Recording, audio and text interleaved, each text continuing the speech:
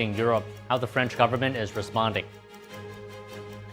New developments in the alleged UFC Freedom 250 terror plot. Federal authorities have announced 2 more arrests as investigators reveal additional details about the alleged plan.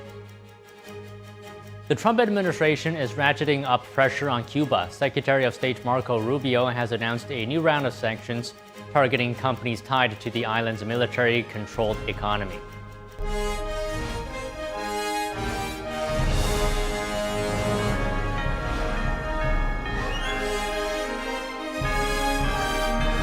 This is NTD Newsroom, live from our global headquarters in New York City.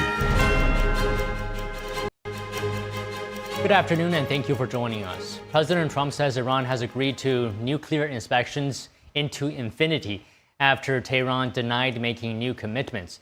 The new clash comes amid President Trump's stern warning to Iran against misbehaving. Joining us now live is NTD's White House correspondent, Iris Tao. Iris, good afternoon. What is the latest? Good afternoon to you as well. So President Trump is now pushing back on Iran's public claims, specifically after Vice President J.D. Vance said that Iran had agreed to allow the International Atomic Energy Agency's inspectors into their country. Iran's foreign ministry is now saying that they have no plans for that. But President Trump saying this just now on his way to Pennsylvania. Watch. Iranians are saying that there's no scheduled visit for the IAEA inspectors. Is that part of your agreement? They're wrong. They're wrong. They're wrong. They know they're wrong. They told us inside, and we have it down 100% inspections. And if they were right, I'd cancel the meetings right now. President Trump also says this morning that based on Iran now letting IAEA inspectors into its country and other what he called major concessions, he's now agreeing to allow the Strait of Hormuz to remain open with no further naval blockade. In addition, the U.S. is also lifting long-time sanctions on Iranian crude oil by now temporarily allowing the production and the sale of it in the global market for the next about 2 months.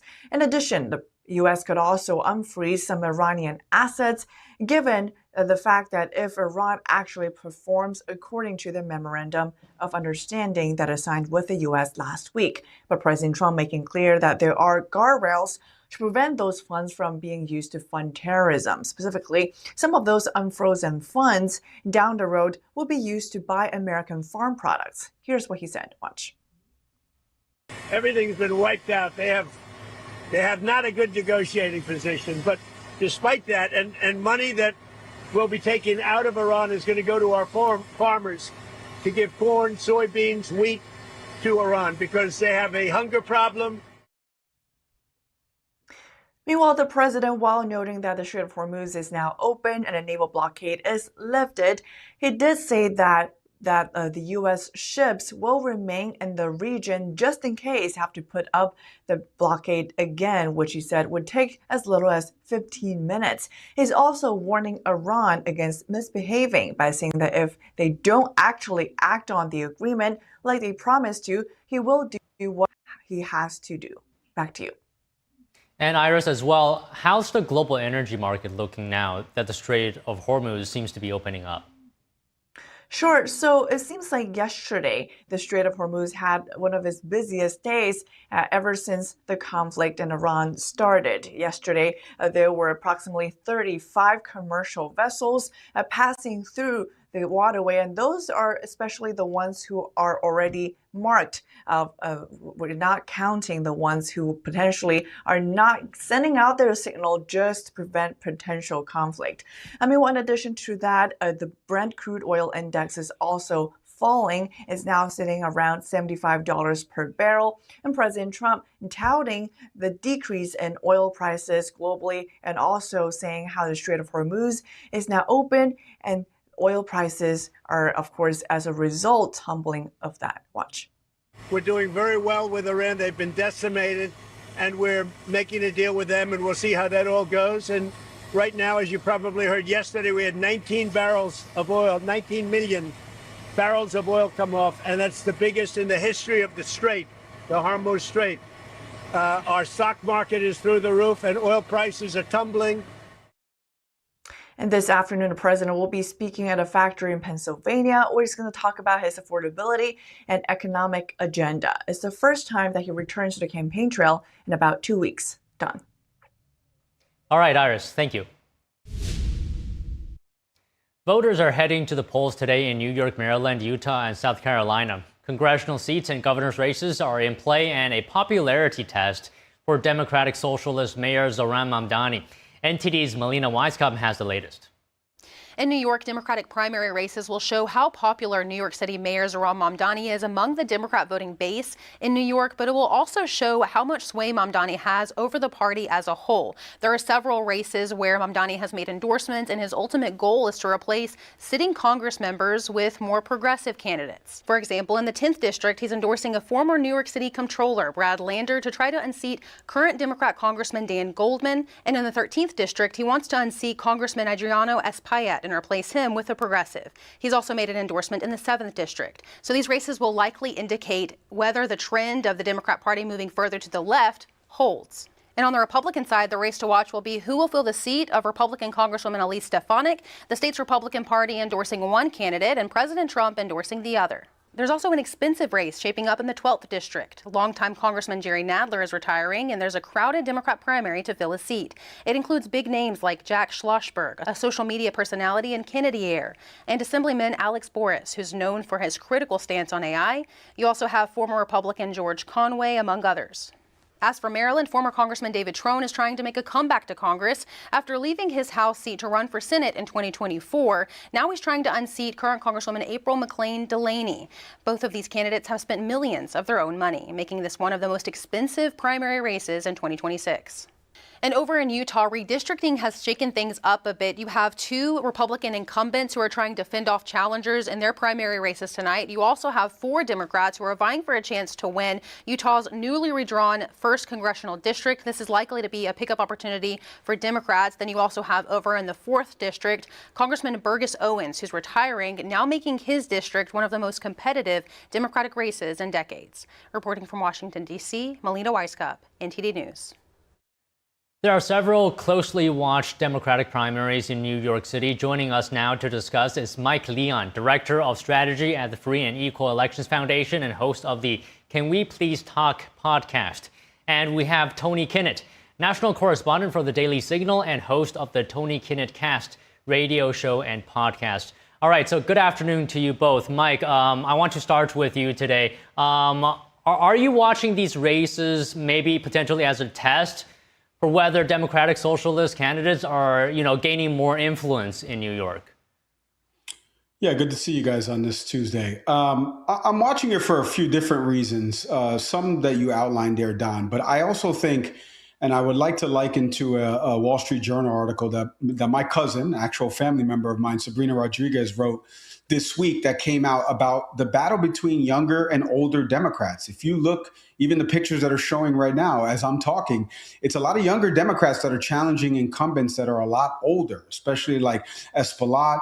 Dan Goldman here is older, although Brad Lander is his challenger, so they're kind of around the same age. But what you're seeing now is not just Democratic socialism. You're seeing younger folks. Even in D.C. that we saw, the 38-year-old candidate that won there, Muriel Bowser, was 53 years old. Like you're seeing candidates that are younger, that have more progressive ideas. Now, again, how those progressive ideas turn into policy and execution, I think everyone's kind of looking to Mamdani in New York to see what will happen there. And then Republicans can message against it, Democrats can message to it.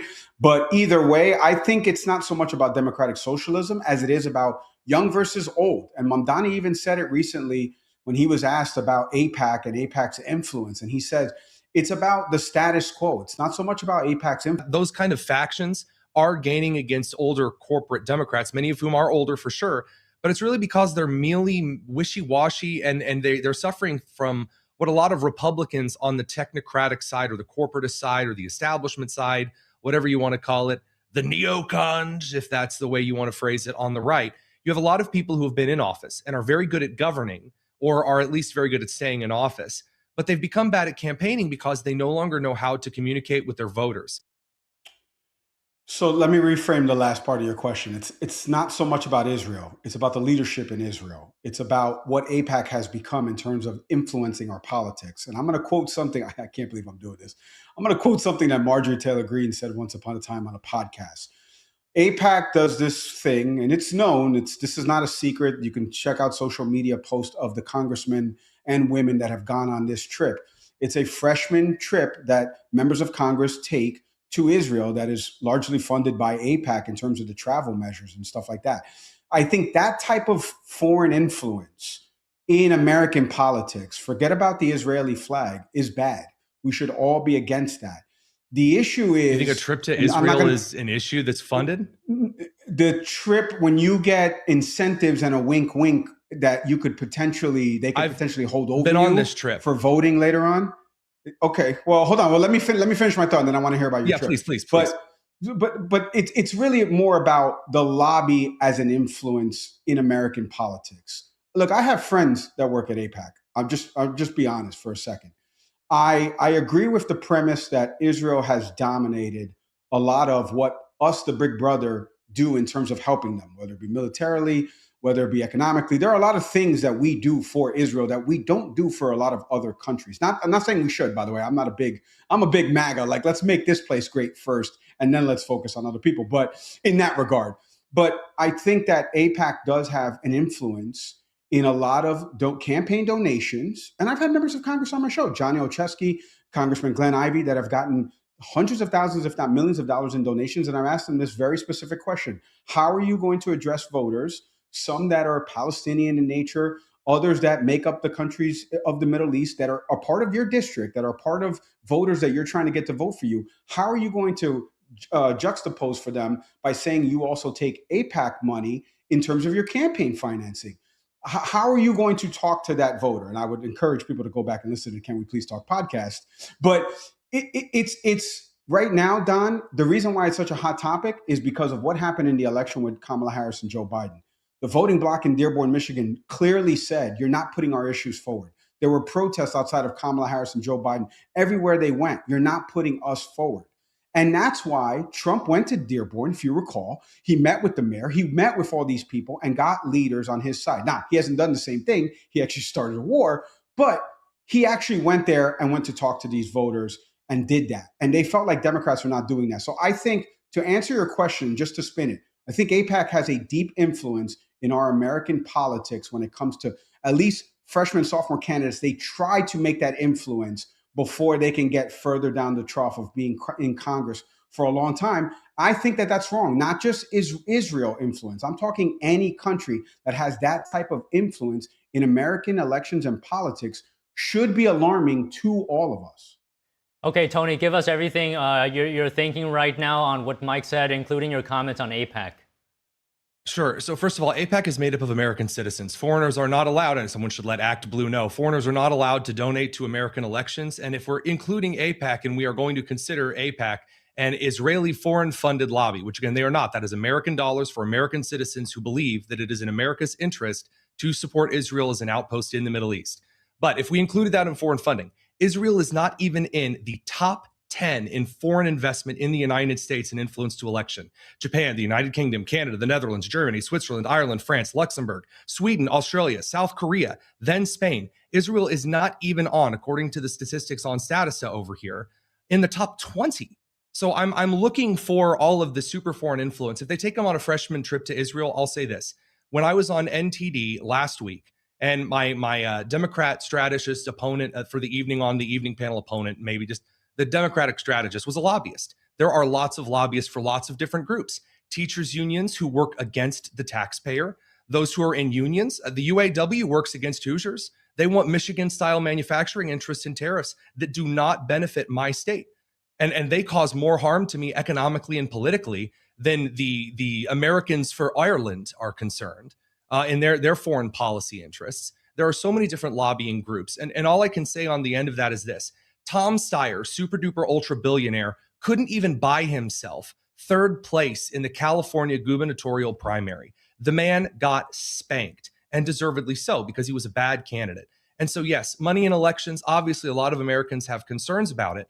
But as far as the concern that Israel is buying American politics, what I do see is that when we start ramping up this rhetoric and suggesting the Jews are controlling the politics, two things happen. Number one, Tucker Carlson laughs like a crazy person. And number two, we see terrorist attacks in Michigan, in Montreal, in Colorado, that people are directly citing in their manifestos, the Jews are taking over the world, and I have to stop them by shooting up the Israeli center for whatever it may be.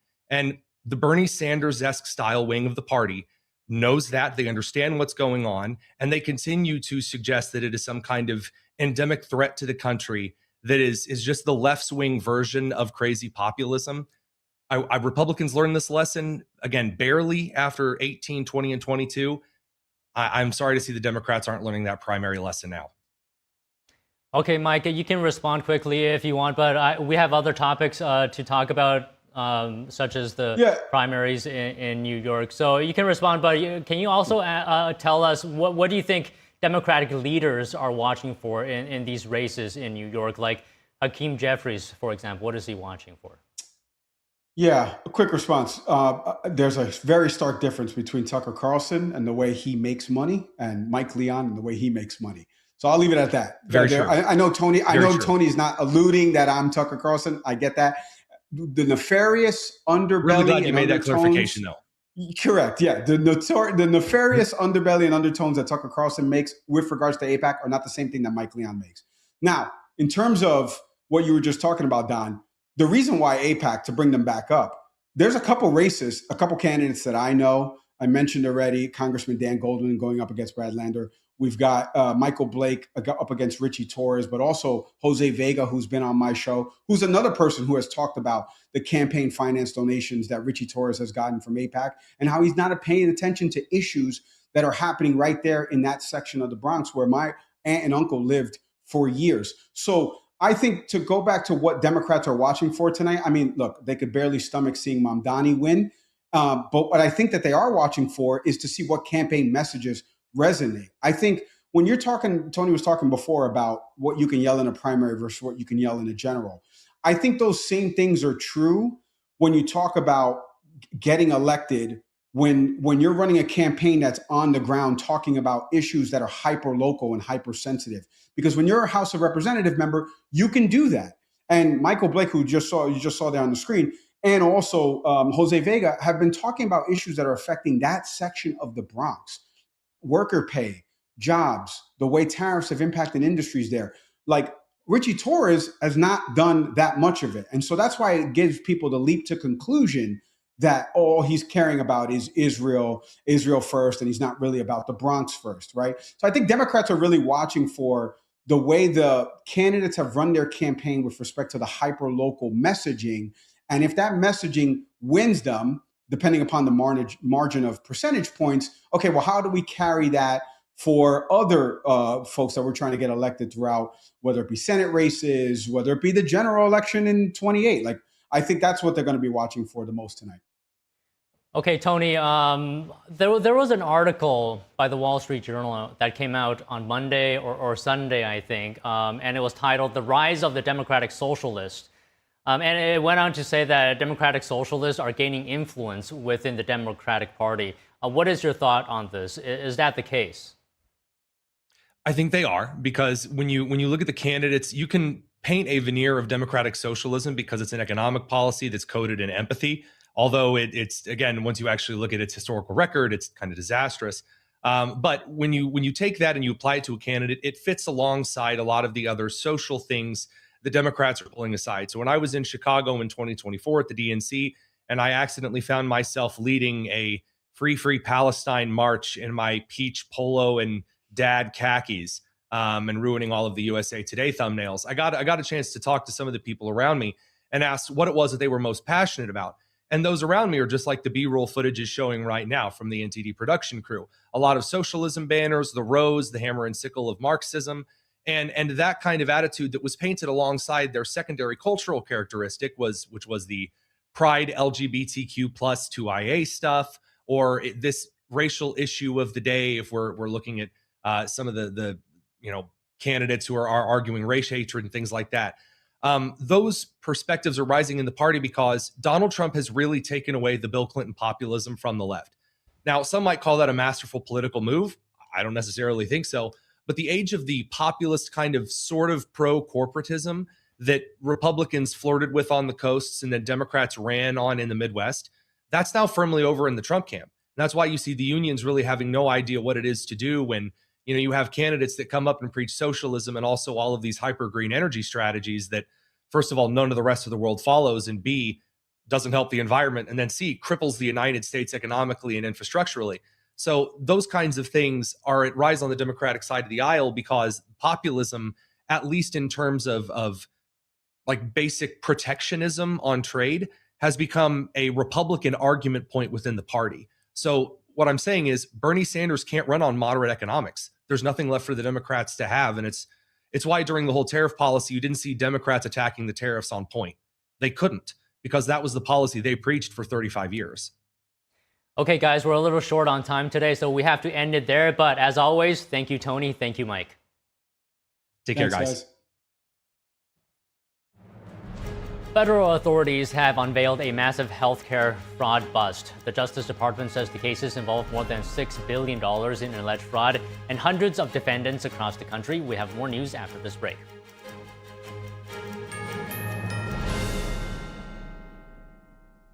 The bladder control aisle. You won't shop here again. Your private business is your own. The constant struggle is over. Now there's a better way. It's HDIS. We home deliver bladder control products. We understand how you feel. For over 25 years, we've home delivered to many of the 20 million Americans who deal with incontinence. We offer all brands. We pay shipping and use plain, unmarked boxes. If we can help you or someone you care for, call for your free product sample pack and $45 in money-saving coupons. Our counselors will help you choose the right product. And unlike stores, we're always in stock. You'll get what you need. Satisfaction guaranteed. HDIS, the better way. For your free sample pack with your free catalog, $45 in money-saving coupons, and free product samples, call 1-800-701-6159. That's 1-800-701-6159. I was a young dad of 3 amazing kids. I was finally following my dreams. Just when you feel like life is starting to come together, you get kind of hit in the face. I was born with a congenital heart defect and had open heart surgery as a kid. I was supposed to go to the heart doctor once a year, and I finally went. He listened to my heart, and I'll never forget, he sat back and he said, yeah, it's time for open heart surgery, or you risk your aorta rupturing, and that's it. I was scared out of my mind. The night before my open heart surgery, I made a goodbye video for my kids. Be strong. Take care of your mom. I love you guys. Seeing, all the kids hug him goodbye and hoping that they were going to be able to hug him again. I love you. But I did make it, thanks to the work of the American Heart Association. So that's why I'm asking you to join me. Please call now or go to helpheart.org. For only $19 a month, just 63 cents a day, you can help get the next person trained in CPR, get the next hospital certified in high-quality cardiovascular care, as well as fund the next medical breakthrough like these heart valves that helped save my life. When you give $19 a month with your credit card, we'll send you this special t-shirt to show you're a part of our community of monthly donors. I'm most grateful that I get to have a husband that I get to grow old with, and a husband that gets to be there for his children. I believe without the American Heart Association, I would not be here today. If this can happen to me, it can happen to you, it can happen to anybody. Your donation can literally help save a life. Please call the number on your screen or go to helpheart.org now to become a monthly donor.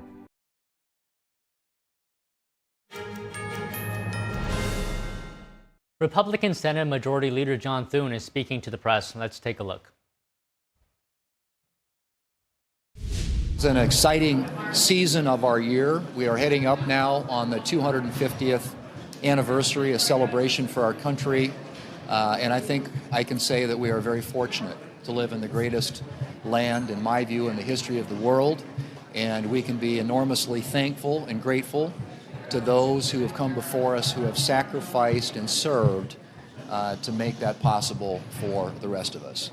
And as we think about this 250th anniversary, it's also a good time to reflect on many of the things that we've been able to accomplish and the issues that we've been trying to address here in the United States Senate. First and foremost, of course, right now, as you know, is the housing bill. Just passed. It's going to be taken up by the House later and hopefully signed into law by the President. It gets at the very heart of an issue that I think is really important to the American people, and that's the issue of affordability. Home ownership has always been considered to be part of that American dream. And to be able to, put your flag in the ground and have some place where you can take care of your family, this legislation is going to make that more possible. And I can't think of anything that is a better way to celebrate the 250th anniversary of this country than making it easier for people to pursue the American dream of home ownership. And as we think about wrapping up this session of the Congress, and as we get into the upcoming election, Republicans continue to stay focused on keeping our country safe, on safe streets, on having the American people have more money in their pockets and better opportunities to get ahead. That's what our focus has been and will continue to be, and we look forward to the days ahead and hopefully more victories for the American people. Senator Barrasso, the whip. Well, we are getting ready to celebrate the 250th birthday of the nation, and of course it's the 250th anniversary of the signing of the Declaration of Independence. When you take a look at this, it's as iconic. It is a piece of art. It is a masterpiece, and I believe that we don't read it and go to it frequently enough. Basically, it's a letter of complaint to the King of England, and it says, you've done this, and you've done this, and you've done that, and we are now done with you. People were very religious. They talked 4 times in this about the Creator. We are endowed by our Creator with certain unalienable rights, including life, liberty, and the pursuit of happiness. It says the power comes from God, not from the king. And then we as individuals loan that power to the government. It talks about freedom, it talks about liberty, and we use those words interchangeably. But in fact, they're different. Freedom is we're freedom to say and do and think what we want. Liberty means those are guaranteed, protected rights that we all have. 56 individuals signed this. The oldest was Ben Franklin, and he was 70. 3 people signed it who were 26 years old. Of course, right down there is John Hancock. The famous John Hancock signed it in the center, saying the king could see who it was. He'd be the one that he'd come after first. There's a man named Stephen Hopkins, and you see his signature, and he was moving his hand, and it's crooked, and he wrote it in a way. He said, because he had a tremor, a medical tremor. And he said, my hand trembles, my heart does not. They end this by saying, we pledge our life, our fortunes, and our sacred honor. And they pledge it to each other and to all of us. And as a result of 250 years, we have had freedom, liberty, and American greatness. And because of this great document, our best days are still ahead. And let me just reiterate, that was 250 years ago. A year ago, we passed the Working Families Tax Cuts legislation, and we will celebrate the 1-year anniversary of that on July 1st here in the Senate.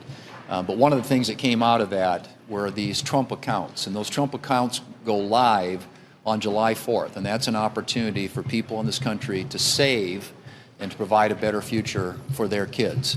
And so that was just one feature of the many that were included in that legislation. And so we will be celebrating 250 years of American history and freedom and the sacrifices that those who came before us made. We'll also be celebrating the 1-year anniversary of the Working Families Tax Cuts legislation. Leader Thurman, you've expressed your frustrations with the president about how he handled FISA, about how he handled Jay Clayton, dealing with the fund for the rioters. Do you have to express to the president some of your frustration with him, the idea that he's been jerking the Senate around the past couple of weeks? Look, we have very candid conversations. I am very direct with the president. I shoot straight with him, and vice versa. And we at times have differences of opinion, but I think the important thing is the issues that really matter to the future of this country and to the American people, we have been united on. And we continue, as we move forward, to look for those opportunities where this team can pull together, House, Senate, and President and his team in the White House, on issues that are going to make this country safer and stronger and more prosperous. And so the conversations that we have about those issues are regular. And yes, and sometimes we have differences of opinion, but the one thing that we all agree on is we have an alignment of incentives. And as I said before, that's to keep the country safe, to put more money in the pockets of the American people, and to give them better opportunities to get ahead. Are you okay with the firings that are underway in the Intelligence Committee by Bill Pulte and Senator Cotton? Are you okay with those firings as well? Well, look, I think that there is a general agreement among Republicans and Democrats, as I had shared this, had this conversation with Democrats as well, that there are things about the Office of D&I that can be made more efficient, more effective, and streamlined. And frankly, I think that's something that many of us agree on.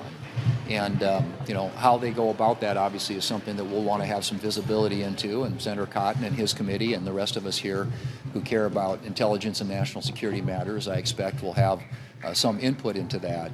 But I think it's fair to say that there is a consensus view around here that it is time for the ODNI to be scaled down.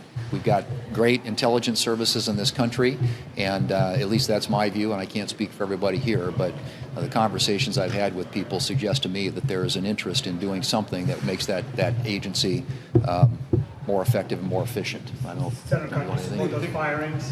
The ODNI has employees mostly from other intelligence agencies. I think in the most cases, they would be better off doing real intelligence work at those agencies. That's returning intelligence officers to their agencies. I have a plan for that. I've worked with the administration on it. Some of it happened under Director Gabbard. It's going to continue under Acting Director Pulte. Once we confirm Director Clayton, I'm sure it will continue as well. The ODNI is too big and too bloated. Leader Thune, are you concerned that any agreement that's made with Iran, that you won't be able to trust Iran to actually follow through with any agreement that you end up coming, or the United States ends up coming with them to end this war? I think any agreement with the Iranians is, again, it's the trust but verify. I just don't think that these are people who have a history and have proven in the past not to be honest brokers or be trustworthy. But that's why I think it's important that you have compliance and enforcement mechanisms in place in any agreement that we reach with them that ensures that anything that they get, in relief or economic support in any way is conditioned upon them winding down and getting rid of their nuclear program. I think that's something a lot of us agree on. Leader, the Democrats are demanding, as you know, a 2-year extension in state requirements to pay into SNAP. That is the price that they're trying to exact for supporting the Farm Bill. You sit on the Ag Committee. What is your sense of whether it's going to take a party-line vote to get Chairman Bozeman's bill out of that committee? And do you expect to struggle to get the 60 votes on the floor for cloture on a Farm Bill? My understanding is that the bill that will be reported out of the Senate Ag Committee does not include a provision dealing with SNAP. I think most of us believe that SNAP, like many other programs,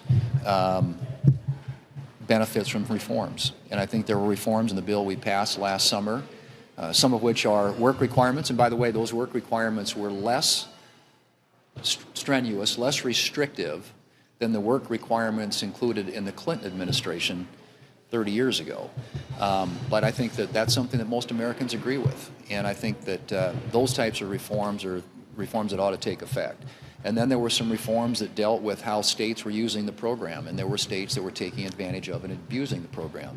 So I think those reforms were a big part of what we did last summer. I think they're reforms that the American people largely would support. And so I would hope that we can execute on moving a farm bill based upon the components of that farm bill and not try and undo something we did last summer that many of us supported and agree with because we believe they're the right policies. What is Congress's role in approving whatever comes out of this deal with Iran in 60 days? What do you hope the Senate will do? Well, I think the Senate, we're obviously, many of us are anxious to hear more about it, which we hope to. Many of the people who would brief us on that are overseas right now, involved in the negotiations. But, my assumption is that, as always, there are certain notification requirements that are included in legislation that we passed that we have voted on in the past. And if there is some deal that is struck, I would expect at some point Congress would have some sort of vote on it. And whether that's a resolution of disapproval or something, I don't know the answer to that. One more. Congress should have visibility. GOP senators tomorrow. What do you expect out of that? And can you respond to the Dear Colleague letter that Senator Rick Scott sent out? I think that there are many things that were mentioned probably in that letter that all of us are supportive of. I think the question is we have to figure out how do we maximize our opportunity, optimize the chance to get as much done as we can in the amount of time that we have left between now and the midterm elections. And so as you look at what that agenda consists of, there are a number of things that could get slotted in. Now, first and foremost, I would argue, is our defense authorization bill, which hopefully we'll be able to take up as soon as we come back after the 4th of July. But there are a number of other issues that could ripen, and that depend largely on whether or not they have bipartisan support. But I'm hoping that as we sit down and meet as a family, as a team, that we can look at some of the things that we all want to work together on to try and get done before this election. And there are things that I believe will create a record of accomplishment that our candidates can run on and that will enable us to take an argument to the American people that will persuade them that they want to keep majorities here in Congress, in the United States Senate, and in the House that are Republican, to work with this president to get good things done for this country. So it's what exactly those are. I've got a list. We've got a list. It's all going to depend largely on what comes together in the next few weeks. But I can assure you we're going to be active and busy and trying to create that record of accomplishment. Will you be at the meeting, sir? Will you be at the meeting, sir? And you were just watching Senate Majority Leader John Thune telling the public that legislation has been passed to improve home ownership in the United States, and also answering reporter questions, saying that there is no blind trust when it comes to Iran and verification is the key. Okay, moving on. A record-setting crackdown on healthcare fraud. The Justice Department has charged about 450 people for various fraud schemes totaling more than $6.5 billion. The allegations in these cases are particularly disturbing. Some defendants allegedly ordered medically unnecessary tests. Others prescribed products that patients did not need. Some allegedly fueled opioid addiction to increase their own revenue. In certain cases, patients allegedly died while believing they were receiving legitimate medical care from providers who only viewed them as billing opportunities. Authorities say this is the second largest amount ever charged in a single healthcare fraud operation. The 455 defendants include 90 doctors and other licensed medical professionals. The Centers for Medicare and Medicaid Services suspended over 1,000 providers and revoked billing privileges for 1,400 providers. Today's cases include the largest Medicaid fraud enforcement action in history. 165 defendants have been charged with allegedly submitting more than $200 million in fraud claims to Medicaid. This is just the beginning. Fraudsters can no longer rip off American taxpayers. If you seek to harm or cheat Americans, we will find you, seize any assets, and prosecute you to the fullest extent of the law. As part of the crackdown, authorities have seized over $180 million in cash and other assets. Officials say this effort brought together federal agencies in multiple states across the country, including 18 blue states. The Justice Department emphasizes that fraud and accountability does not recognize party lines. The State Department is taking new action against Cuba. Secretary of State Marco Rubio has announced sanctions targeting companies linked to the island's military-controlled economy. We have more news after this break. Don't go away.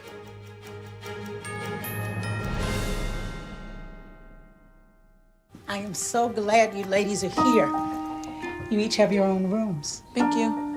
Get settled in. I'll call you for dinner. Adopting teen sisters, it's a lot. Girls, you're gonna be late. You want breakfast? No thanks, we're good. They're always in their own world. What'd you get there? Twice the work. Twice the surprises. Just try it. But if you think of it that way, they're also twice as fulfilling. I think you should ask her yourself. Is it okay to call you Mom? Of course you can.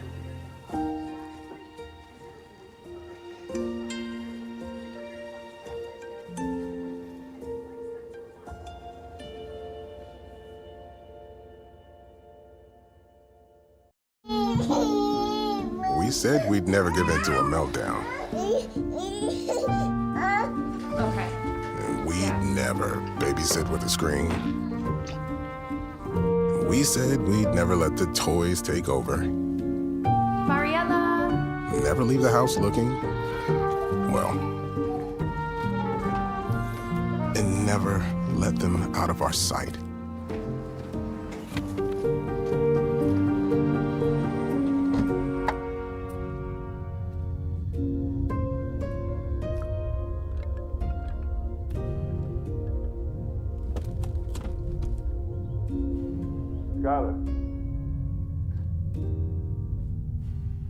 Skylar, come here. Cars get hot fast, and kids can be at risk.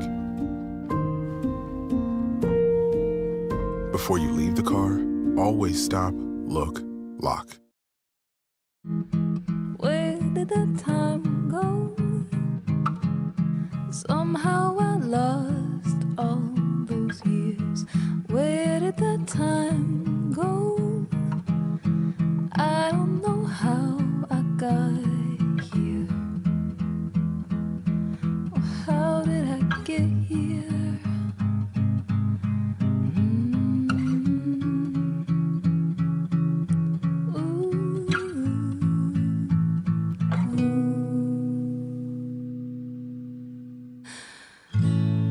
I can see now. You've done the hard part. You quit smoking. Now do the easy part and get scanned for lung cancer. If you smoked, you may still be at risk, but early detection could save your life. Talk to your doctor and learn more at savedbythescan.org.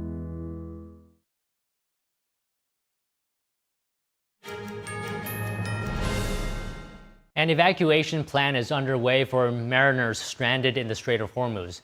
The United Nations Maritime Watchdog says over 11,000 people remain on the vessel in the critical waterway.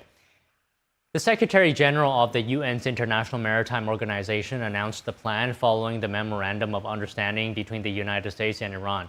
The agency said it would carry out the operation in coordination with Iran, Oman, the U.S., and other coastal nations in the region.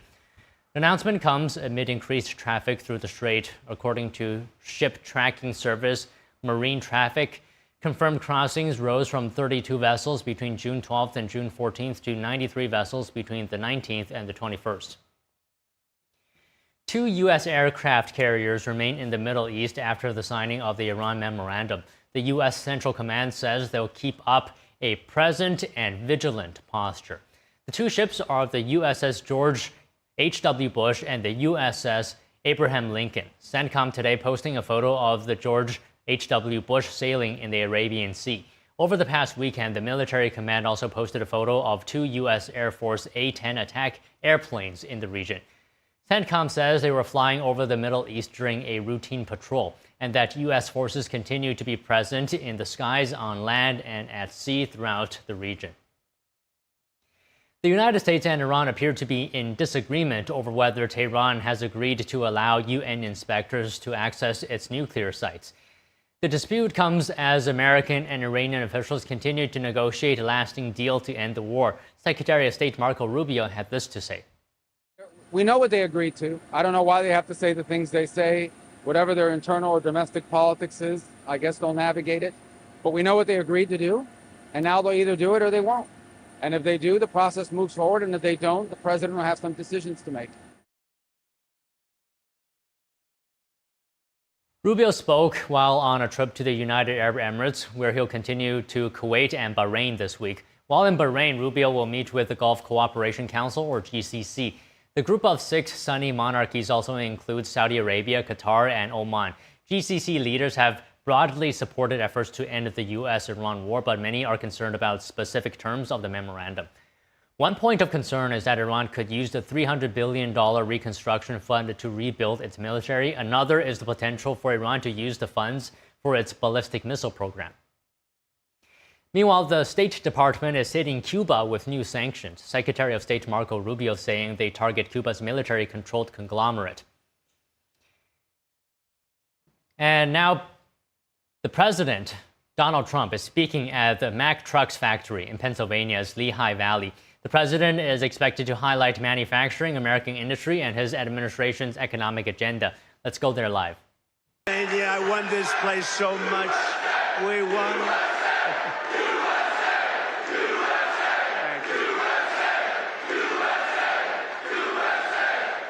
Well, I'm thrilled to be back in this incredible Commonwealth with the proud, hard-working patriots of Lehigh Valley.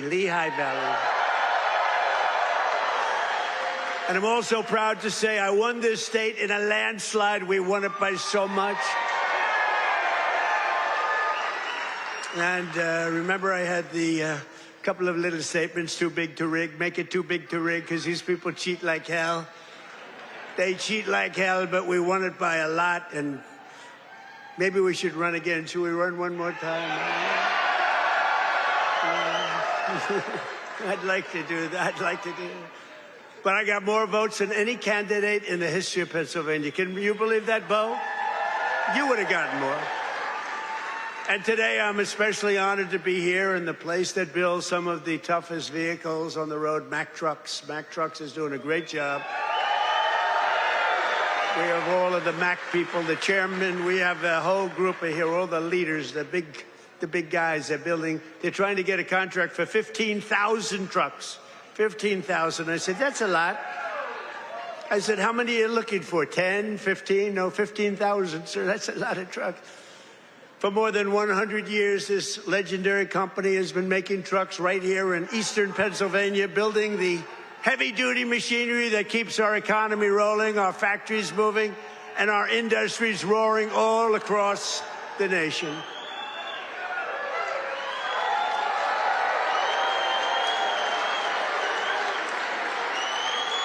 And you are the men and women who put your pride and spirit into those beautiful words, stamped on every Mack truck that said, made in the USA. It's made in the USA.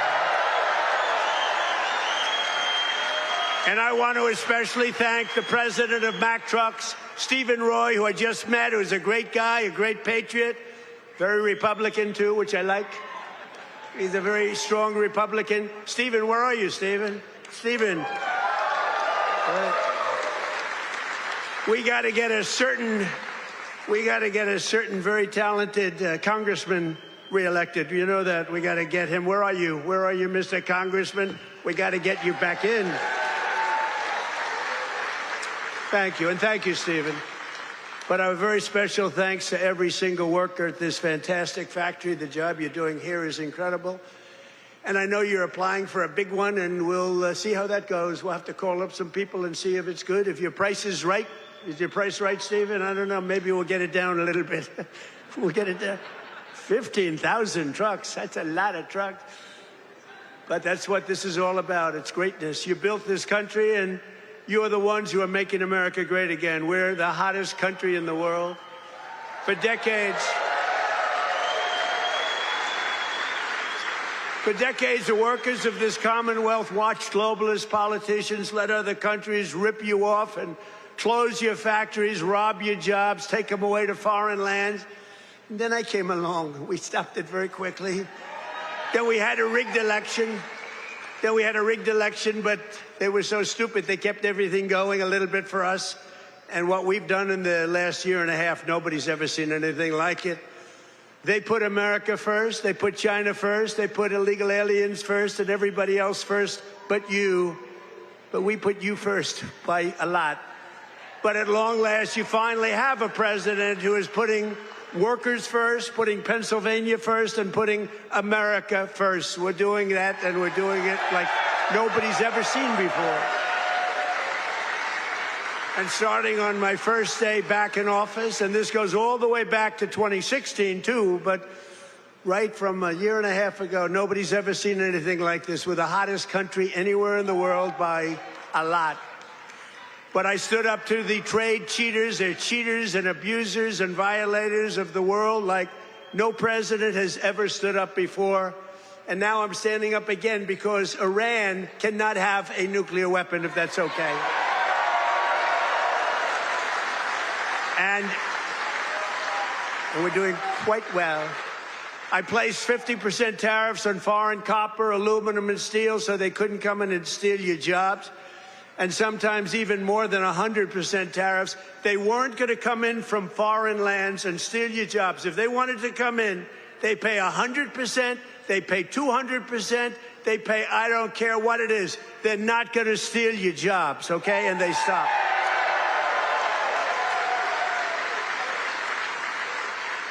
And right now we have more factories being built, and I mean car factories, AI factories, factories of every type, than we've ever had in the history of our country by 3 times. That's because they didn't want to pay the tariff. How don't you pay a tariff? You build your factory here and you hire American workers. It's quite simple, actually. But as you know, I placed a 25% tariff on foreign automobiles, and very importantly, I posed a 25% tariff on medium and heavy-duty trucks so that Mack Truck could do very well with its factory in Pennsylvania. But all American roads will be filled with American trucks very shortly. Very few people are able to compete with us anymore. They used to rip us off. It was like we were a bunch of babies. American labor worked with us, too. I just met the head of your unions, and they've been terrific. They work with us, and they're fair. They treated us good. Maybe we could negotiate a little bit tougher. Where the hell are the union guys? Those guys are great. They're great. There they are. I want to just say hello. We gotta make sure you vote for our congressman here. I'm not doing this for my help. Right? Muser. We even have Muser here. That's right. Within a single year of taking office, I slashed trade deficit with China by the largest amount in the history of trade. And we, by the way, have the biggest trade deficit cut in the history of our country, 67%. Think of this. We had a trade deficit. We cut our trade deficit. If you're a president and you cut it by 1%, they say, oh, you're doing a great job. 2%, you're a genius. I cut it by 67%. That's why you have all of these factories being built. And they'll soon be opening. They're already opening. But when those factories are opening, I don't know what you're going to do. You're going to negotiate very good salaries, that I can tell you, because they need you. In many ways, they need you more than you need them. American exports to the rest of the world are up by $150 billion. You hear that, Bo? It's not bad. You got to wrestle a long way to make that. Bo is going to have to win a lot of tournaments to have to make that money. Think of it, $150 billion up. We never had that. We always have losses. We take in much more than we send out. Now we're up $150 billion, and that's nothing, because when all these factories are opening up, Mr. Senator, another great one, what a great senator you have. Did you fight hard? David, did you fight hard? He was with me at, I think, every stop. I said, where the hell is David? He's right there, sir. And he's working hard, and he's a great guy, and he's working very hard for you. But a short time ago, we were a dead country. We were laughed at all over the world. We were a dead country. People were laughing. They were saying, what the hell happened to that country? The king of Saudi Arabia said it 2 years ago. I was over there. He said, you know, sir, 2 years ago you were a dead country, and now you're the hottest country anywhere in the world. It's true. And we're hotter now than we were then.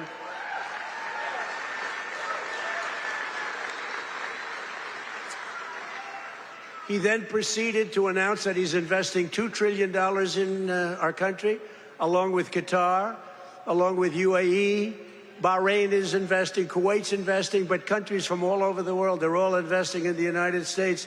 2 years ago, they wouldn't even think of it. They thought we were finished. When I went to China 2 weeks ago, I met with President Xi, and we greeted each other, and he looked at me and said, "Man, do you move fast."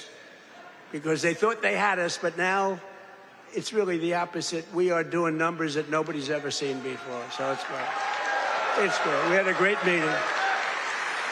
But as you know, we just achieved a historic peace agreement with Iran to end the conflict in the Strait of Hormuz. And by the way, yesterday, 19 million barrels of oil flowed out of the Strait of Hormuz, a very beautiful place.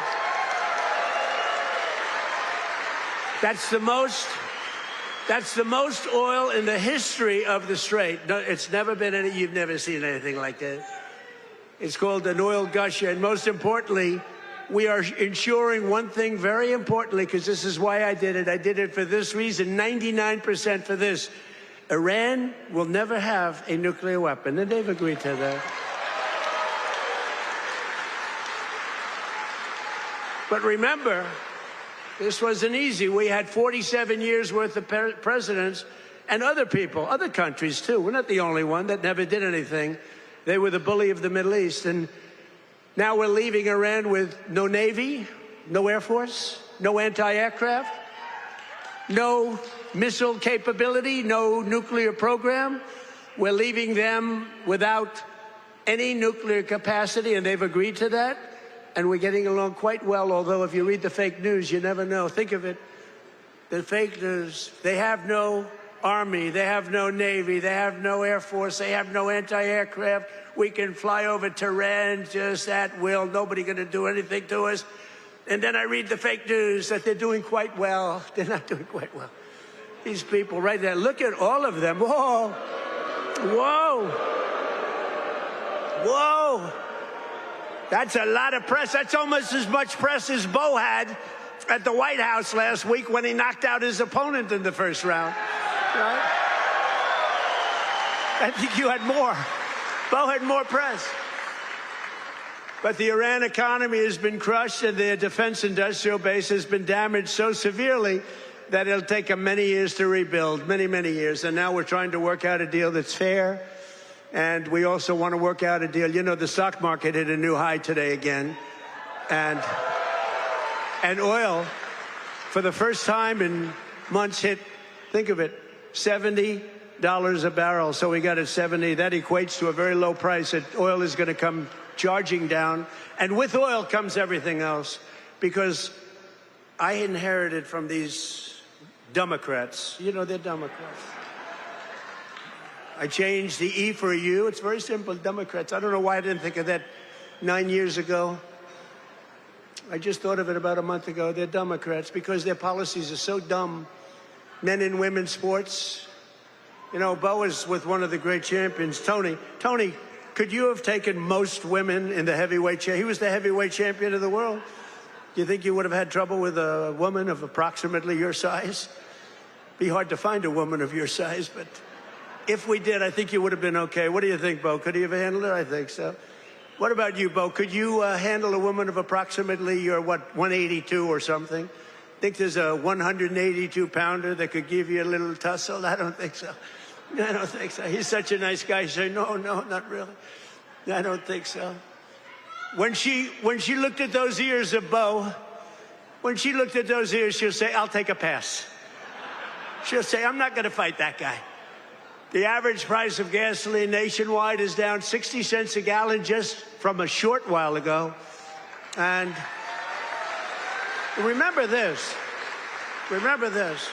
We had to make this detour. We had to go to Iran. You can't let them blow up the Middle East and then us, if that's possible. We would have gotten them before, but they would have blown up Israel. They would have blown up the entire Middle East. You can't let that. You want to see a bad economy? That's a bad economy. So, but remember that our oil in the middle of this conflict was less than it was for sleepy Joe Biden. And we're putting out a fire. Biden, Clinton, Bush, all of them. Barack Hussein Obama. Have you heard of him? Have you heard of Barack Hussein Obama? None of them did anything. Obama gave them 1.7 billion in green cash. Remember, on a 747, they flew over piles of cash. $1.7 billion. Gave them hundreds of billions of dollars and thought they could bribe them into peace. No, the only thing they understand is what these guys in the front row understand, is the hammer. Because if you look at what we did to their nuclear capacity with those beautiful B-2 bombers, that was truly a hammer. In fact, we named it a hammer, Operation Hammer.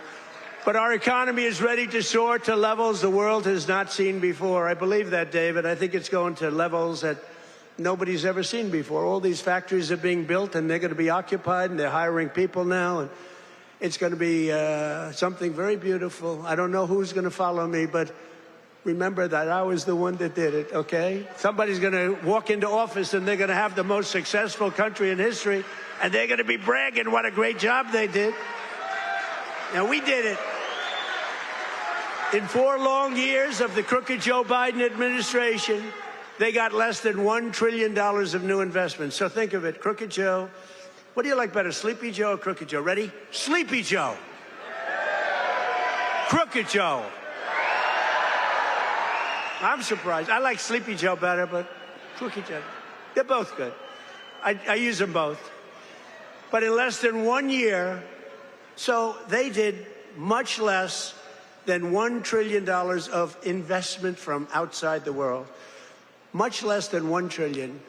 We just have the final. We had 11 months at 18, but we just got the final. $19.1 trillion in 12 months. Can you believe it? Investment from all over the globe. And since the election, the stock market has set 73 all-time records. In other words, yeah, sit down. We've got plenty of time here. It's an honor that you're all standing. Oh, look who we have, the Wall. Stand up, Wall. Look at this guy. Oh, I'm going to get a suit just like that guy. I'll bet he's been to 200 rallies. Him and, where are my guys? Oh, look at my guys, front row Joes. I got these front row Joes. And where are the women from North Carolina? They're here. They travel all over the world. I don't know what the hell's with their husbands. These beautiful women from North Carolina. They travel all over. They went to 200 rallies. How many rallies have Front Row Joe's gone to? Hundreds. Everyone. And then it was very sad. My last rally, I said, I may never see you again, right? And then we won the election in a landslide. And who the hell do I see? I see my Front Row Joes. So I'm happy about that. Thank you. What a group. We had some group. We'd be all over the place. And when they didn't make the front row, it was very demeaning to them. They were not happy, right? But the front row, they became actually very famous, Front Row Joes. And the typical 401k, as you know, is up almost $30,000 in, it was 12 months, it was 13 months. It's up 44%. Think of that, up 44%. Because, you know, as goes the stock market, so goes a lot of your own wealth. And I tell about this police officer. I met a police officer first time, similar thing, but now the numbers are even more. I was in New York. I met a great police officer, New York finest. And he said, sir, I want to thank you. I said, for what? He said, my wife didn't think much of me very much. We were having marital difficulty, actually. She thought I was nothing. I'm a police officer. I'm a tough guy. I looked at him. The muscles were all over the place. He didn't suffer from that. But she thought maybe that muscle wasn't so good because he was always losing money in the stock market. And he said, sir, in the last year and a half, my 401k is up 74%, sir. And she thinks I'm Warren Buffett. She thinks I'm a super genius. I said, how are you getting along with her? He said, well, I'm not so sure I like her anymore, but I won't tell you that. I refuse to say that. He's getting along just fine. But a lot of people have come up to me, David, and they thanked us. 401ks, you know, the stock market. Who has a 401k here? Yeah, look, a lot of people. More Americans are working today than at any time in the history of our country, and we've created over 32, now, think of this, 32,000 new jobs just starting in Pennsylvania alone. David, you have to get credit for that. And in the last few months alone, We've added 2,600 Pennsylvania manufacturing jobs, and that number is going to go much, much higher as the factories start to open. Because right here in Lehigh Valley, Eli Lilly has just announced, great company, by the way, drug company, a $3.5 billion investment in a brand new state-of-the-art manufacturing facility right down the road. That's going to create over 1,000 jobs, just that one. Nokia is investing $30 million to expand its semiconductor testing and packaging operations, thousands of jobs. And B. Braun has announced a $20 million expansion of its medical device manufacturing operation in Allentown. I love Allentown. I love any place that votes for me, which is the entire state of Pennsylvania. The entire Commonwealth. Never make the mistake of using the word state. Although I'm not sure that people care, but the Commonwealth of Pennsylvania voted for us at levels that nobody's ever seen before, David, and you too. And we're proud of you because you had guts. This man had guts. He lost one time to a tough candidate. Then he did it again to a tougher candidate. And I tell him if he didn't win, his wife, who's a beautiful woman, would have left him. I'm telling you. Dina, she would have left him. So he had great courage doing it a second time. He was a very successful guy. He ran. Stand up, David. She would have left. I was so worried because he's a friend of mine, and that was a tough race. You know, he was running against a guy 24 years that his father was in for like 30 years. That's a long time, and he had to beat him knowing the pressure. That's called pressure. Knowing his wife was gone if he didn't make it. She was gone 100%. But he's married actually to a terrific woman. She probably would have stayed. I'm not 100% sure. And last year I saved a great American company, U.S. Steel, and we're keeping its headquarters in Pennsylvania where it belongs. And $17 billion has been invested by a great company in saving U.S. Steel. They were gone. I think they were closed up and they were ready to go. And now they're building factories like nobody's ever seen. They're expanding the operations and building a couple of brand new steel plants.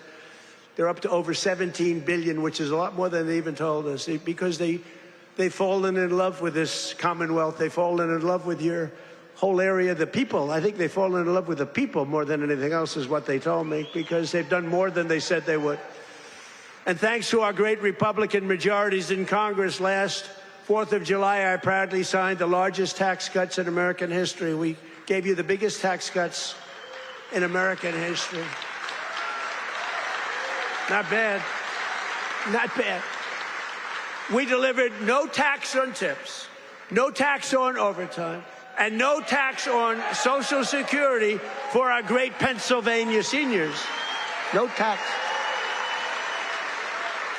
And our tax cuts are projected to boost take-home pay for Pennsylvanians by an average of more than $10,000 a year per household. Think of that.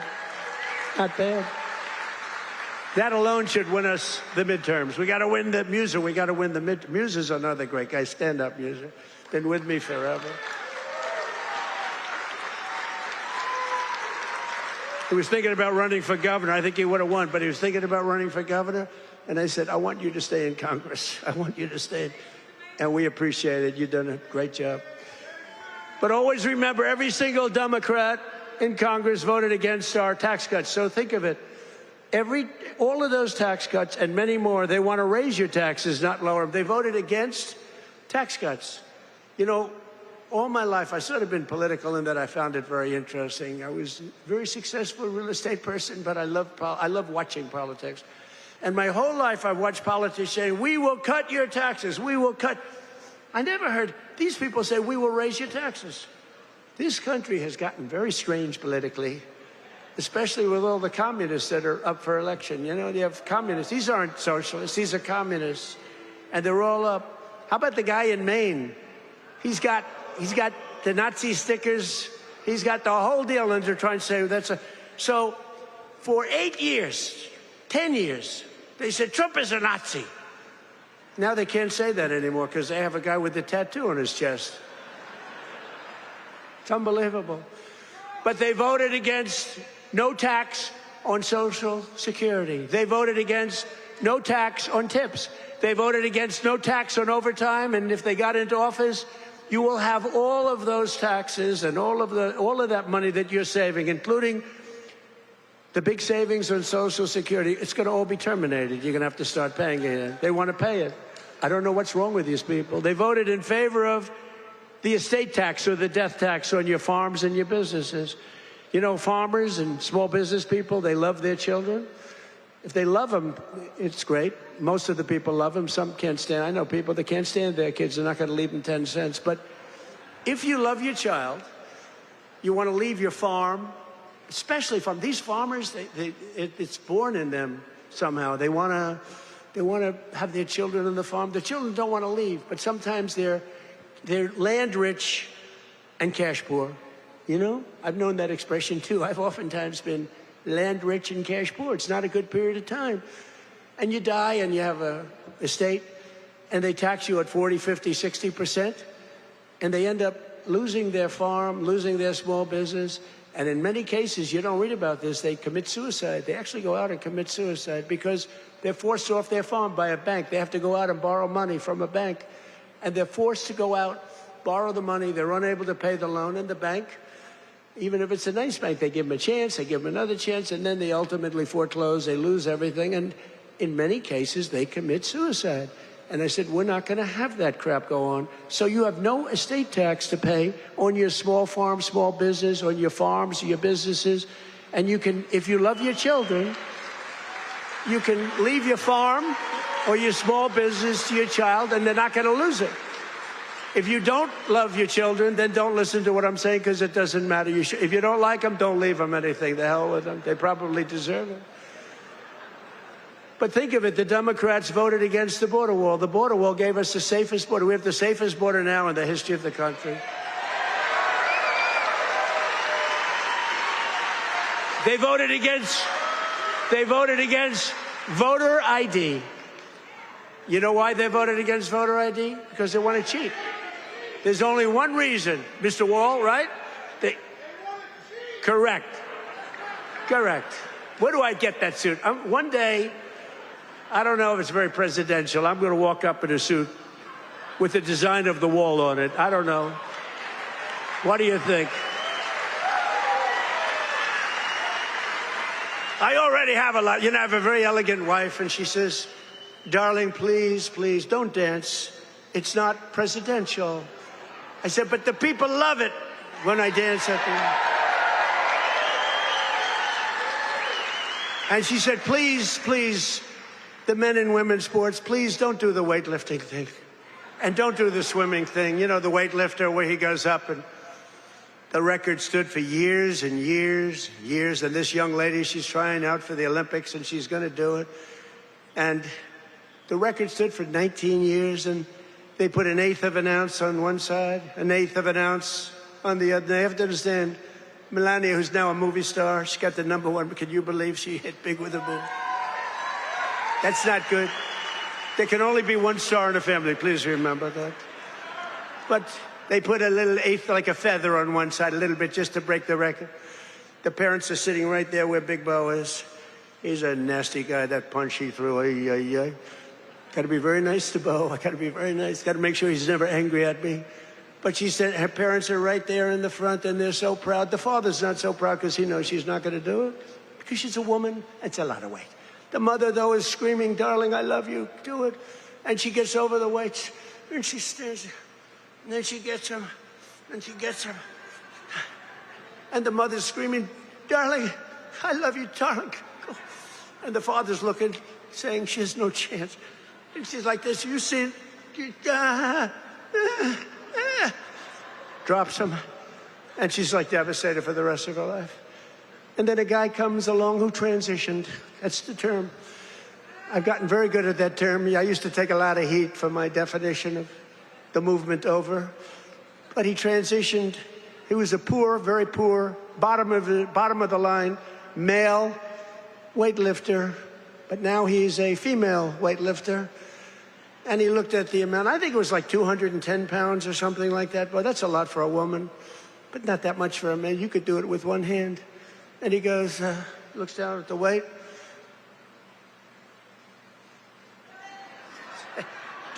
I think he did a few things for emphasis. And he won the medal. And everyone said, oh, isn't that wonderful? Are we crazy? Men should not be able to participate in women's sports.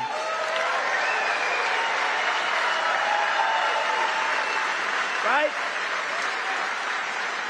That's a 99% issue. Do you ever hear the fake news? They say, that's an 80-20 issue. No, it's not. It's 99-1. You know, I've been doing politics now for 10 years. Not that long, considering I've won 3 elections. You know, so we're done. But we did great in the second one. It was a rigged deal.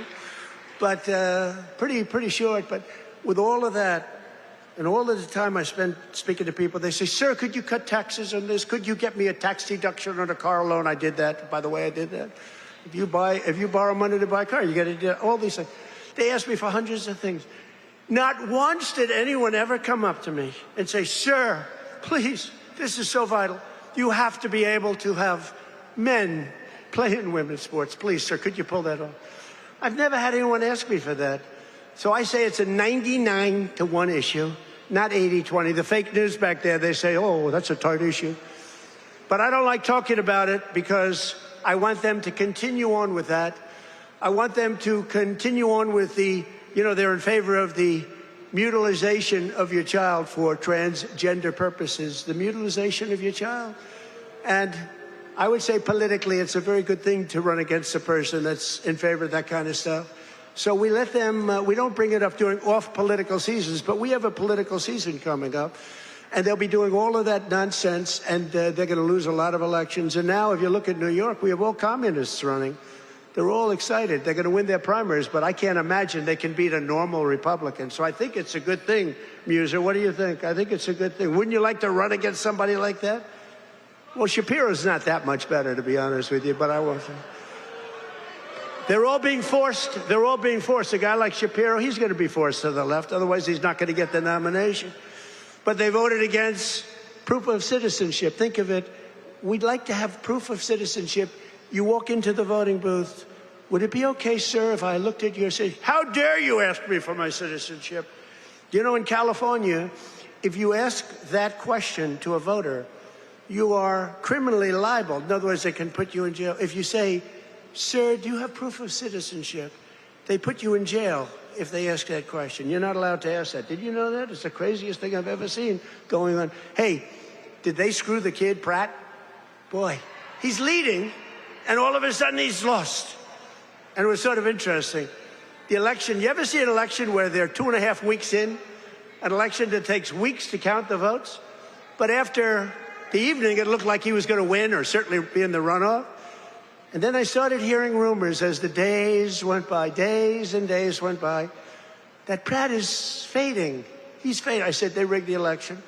And then lo and behold, he didn't qualify, even though he was so far up in the third place person that it was almost impossible, and he didn't qualify. And then it started happening with the next candidate, Steve Hilton, who's running for governor. He was up in front, just about leading, no problem. And all of a sudden, about 4 or 5 days after, this is after the election's over, they said, Steve Hilton is starting to lose votes. I said, here we go again. And I called up the U.S. Attorney in California. They said, we're going to have a number in the next week. Next week. I called up the very powerful, very good U.S. Attorney in California, and I said, do me a favor. Take a look. They're trying to steal that election, too. I guess they called up. They said, this is the U.S. Attorney call. We have your great U.S. Attorney here today, by the way, and your assistant U.S. Attorney. They're doing great. David, thank you. But so over the next week, he was definitely going to lose, but the U.S. Attorney called. We want to check your votes.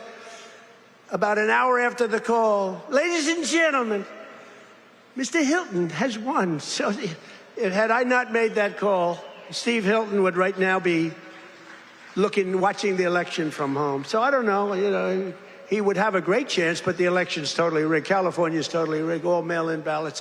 It's a disgrace. We got to pass the Save America Act, okay? Got to pass.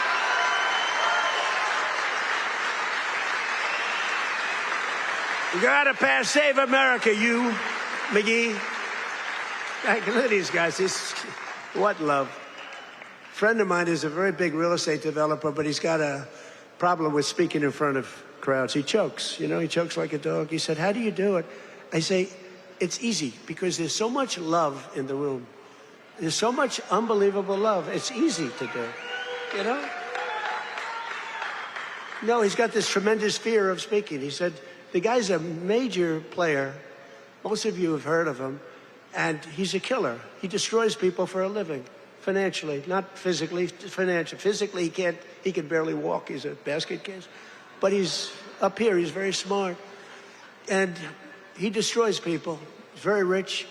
But he can't get up in front of a crowd and talk. I said, what's wrong with you? He said, I don't know. I have a fear of crowds. You believe it?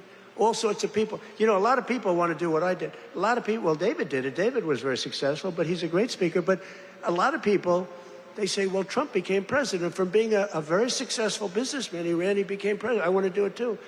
And that's when they find out that they might have the flaw of speaking, or even worse, is a terrible past. You know, the past will come out to haunt you. It's not an easy thing to do, but I love it. You know, I say it's real easy to do when you have people that love you. I guarantee, who here voted for Trump? Yeah.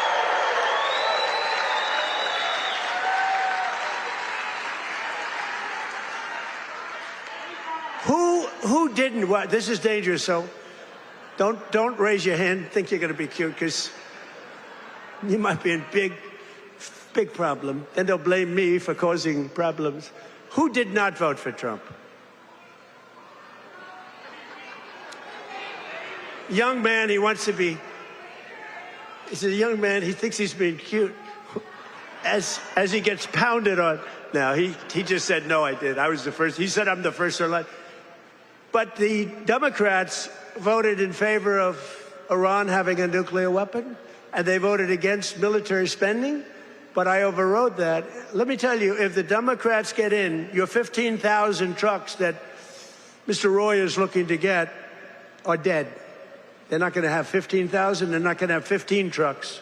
They'll be back to the number I originally guessed, right? How many are you making? 15? 15,000 trucks will be down to nothing, zero. And they'll make you put electric on it, you know, electric, so that when you're in the middle of a jungle someplace and you need a charge, where's my charging booth? As opposed to carrying a nice tank of diesel on your back, throwing it in and taking off, right? Where's my charging booth, they'll be saying. They created the strongest, we created the strongest military in history, and you see that with Venezuela. Venezuela, one-day operation, like, right? Good army. And now we're making a lot of money with Venezuela, and Venezuela is doing great also. It's a happy country now. But it took us exactly 48 minutes to win that war. We have the greatest military in the world, 48 minutes. And we've paid for the cost of the war, wait till you hear this, 28 times already. More, but 28 times. So the cost of the war, we've already, because we brought millions of barrels of oil out, and we're getting along great. The people running it, they're our people, they're great people. And the people are happy in the country. They have smiles, they were miserable, they were starving. But they have a lot of oil under that ground. You know how you find oil in Venezuela? Just look at the ground. You'll see oil bubbling up. They have so much oil, they don't know what to do with it, but they had a bad system. They're making more money now for the country than they've ever made before, and we're making a lot of money too.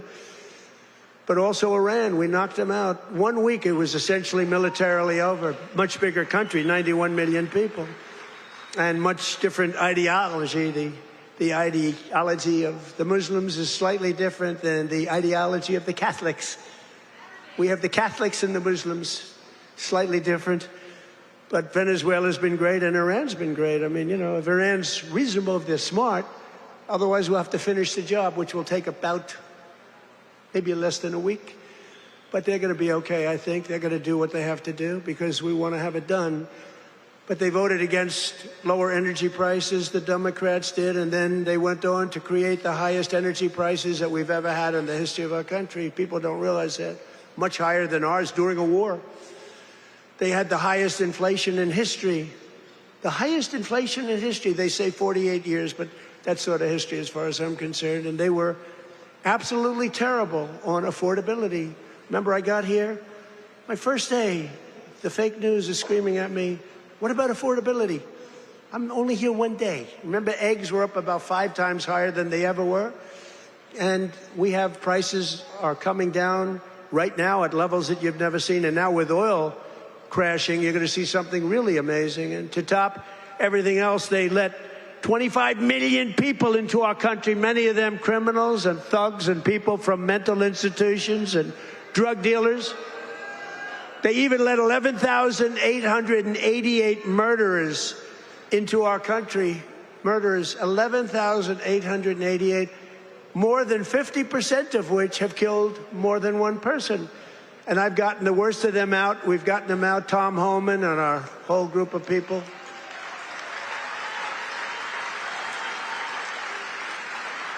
But the Democrats want open borders, and they want them all to come back in. You can imagine that. The people of this Commonwealth will never let that happen again. What they allowed to happen to our country, we can never allow to happen again.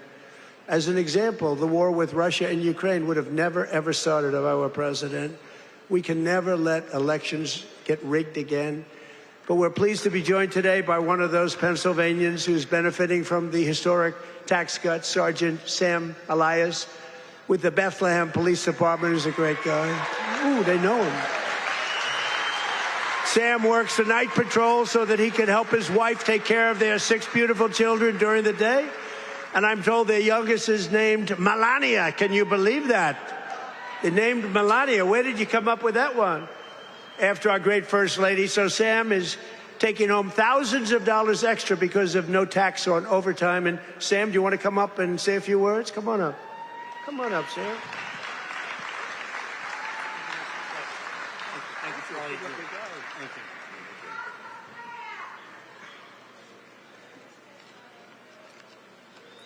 Thank you. Good afternoon, everyone.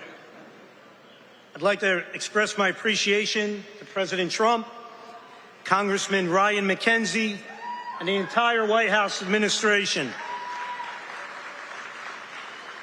As a father of 6 children in a single-income household, I can tell you the Working Families Tax Cuts is a policy that helps my family. Hard work should pay off, not get punished with higher taxes. No tax on overtime, no tax on tips means more money in the pockets of working Americans. For my family, these savings have translated to what was once a day trip to the park, is now an overnight stay at the Jersey Shore. Bigger tax returns have allowed Americans to create new family memories and save for future projects. As the President said, I also work night shift as a police sergeant in the fine city of Bethlehem. Thank you.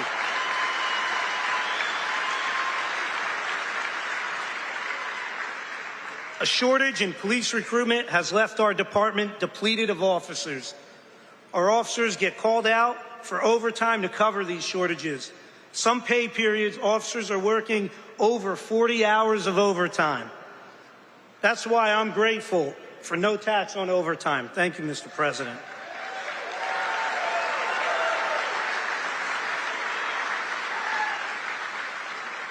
I'm also thankful for the support President Trump and Congressman McKenzie have shown for law enforcement.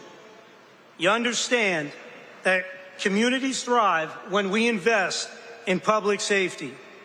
Congressman McKenzie has stood strong with public safety and working families. And that's why he's been endorsed by the brothers and sisters of Bethlehem FOP Star Lodge 20.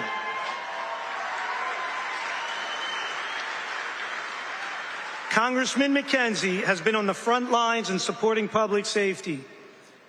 He secured $700,000 for the Bethlehem Police Department for much-needed technology and equipment upgrades at our police department, along with bringing home $1.6 million in funding for volunteer firehouses and infrastructure. Thank you, Congressman.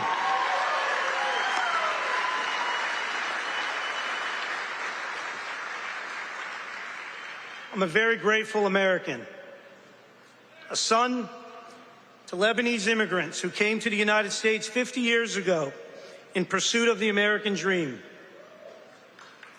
My 80-year-old father is here with me today.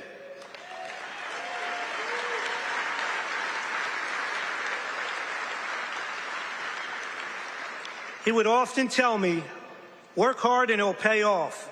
Well, 50 years later, thanks to President Trump and Congressman McKenzie, my father's dream has come true. I thank you for that.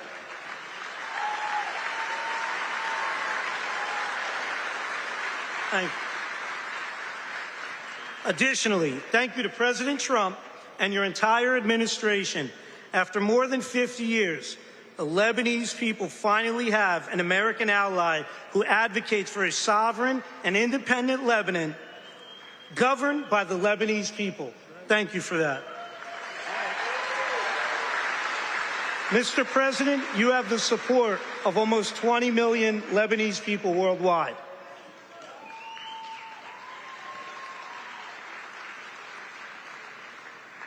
Leadership is more than a title, it's action. I'm grateful for the actions coming from President Trump and Congressman Ryan McKenzie. Your actions have prioritized the American dream. Less taxes, safer communities, and America First policies. I thank you, President Trump. Happy belated birthday, and happy birthday to the United States of America. Thank you, and God bless. Thank you, Mr. President.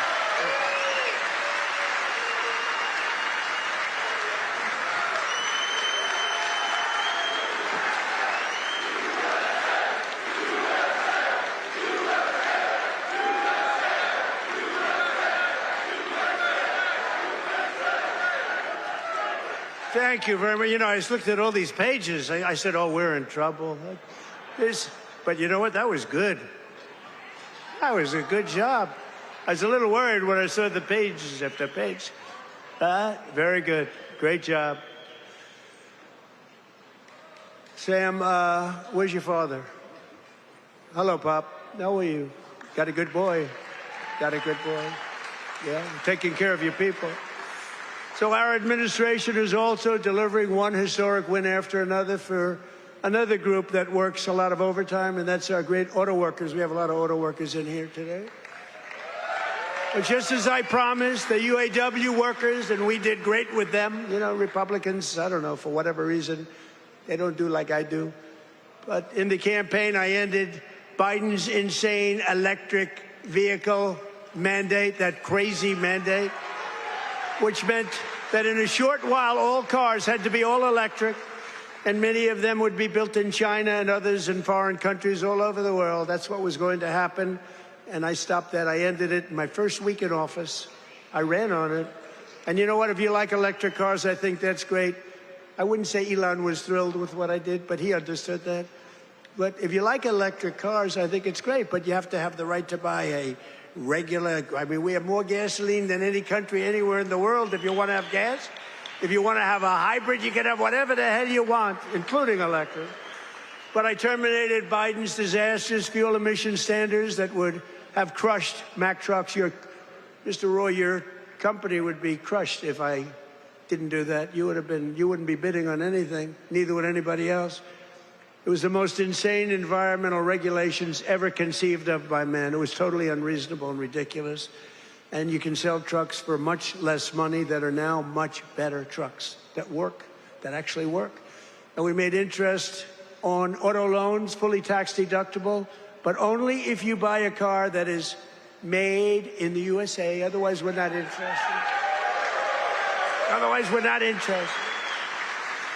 And I saved the auto manufacturing business in America. We have more auto plants being built today than we've had in 60 years, than I think maybe ever. And bigger and better. They had a big one in a certain state that I love also. I love a lot of places. And they took out this old plant, but it was big. And I said, did you redo it yet? They said, we're not redoing it. We're ripping down and building a brand new one, a beauty. You know the one I'm talking about, David. But we're pleased to be joined today by Pat McHugh, a Marine Corps veteran, a great guy who spent 28 years with Mack Trucks.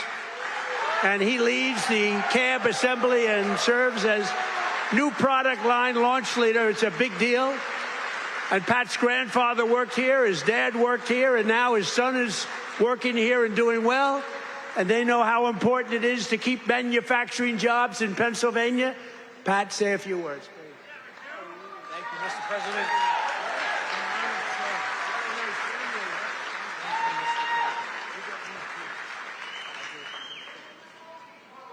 Wow. Good afternoon, Mr. President.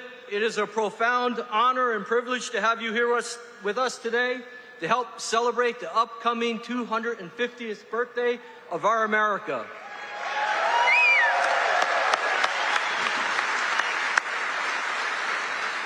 And most recently, our 125th anniversary of building Mack trucks.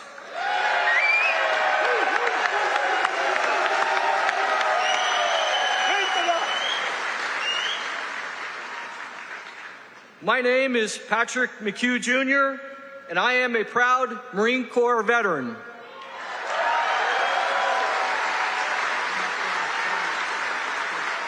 In addition to that, though, I am an even prouder Mack truck employee.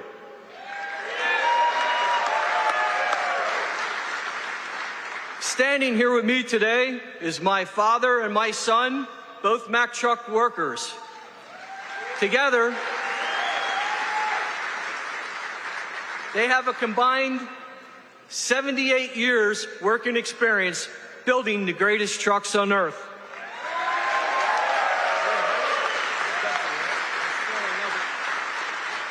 You can say Mack Trucks runs in our blood. At Mack Trucks, we work hard to build the trucks that help build America. And we are proud that those trucks are built in the United States of America.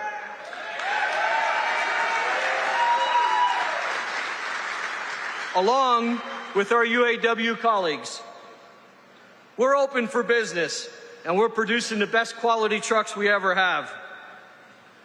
On behalf of our entire team, we warmly welcome you to our plant, Mr. President, home of the finest trucks in America, built by the most skilled and dedicated workforce in the trucking industry.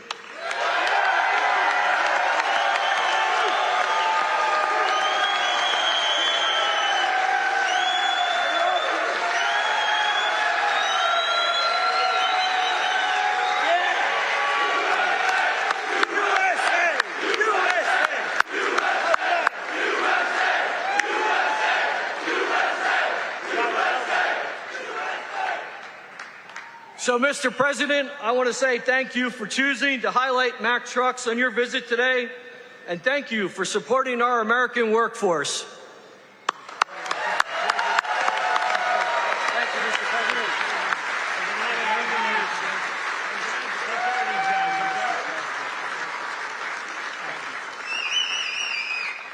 So, thank you, Pat. That's a good family. That's a great family. Great people. They're proud of your company. I want to also thank two people, very special people, because I know them and I know what they do, and it's not easy, but they've done a great job. David Durgan and Timothy Herzog of the UAW committee. Where are you guys? Thank you.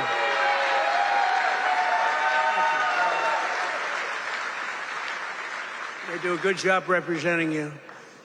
Ease up just a little bit so they can get the contract, okay? Just a little bit. Thank you, fellas. Get this congressman elected. That's what you got to do. But we're pleased to be joined also by Labor Secretary Keith Sonderling. Keith, where are you, Keith? Where's Keith? Hi, Keith. Good job. Is he treating you guys good? Is he all right? He better treat you good. A very special guy, somebody that everybody wanted. I have to tell you, everybody wanted him. He's some person. He was actually an astronaut. He went out, he made a lot of money because he's smart. And he's now the NASA administrator. You saw that rocket 2 months ago up and go around the moon in record levels, the furthest any ship has ever flown, and come back. And he's working very heavily on the moon. But what he's done with NASA is amazing. and he's a very special person and a brilliant one, Jared Isaacman. Jared, thank you.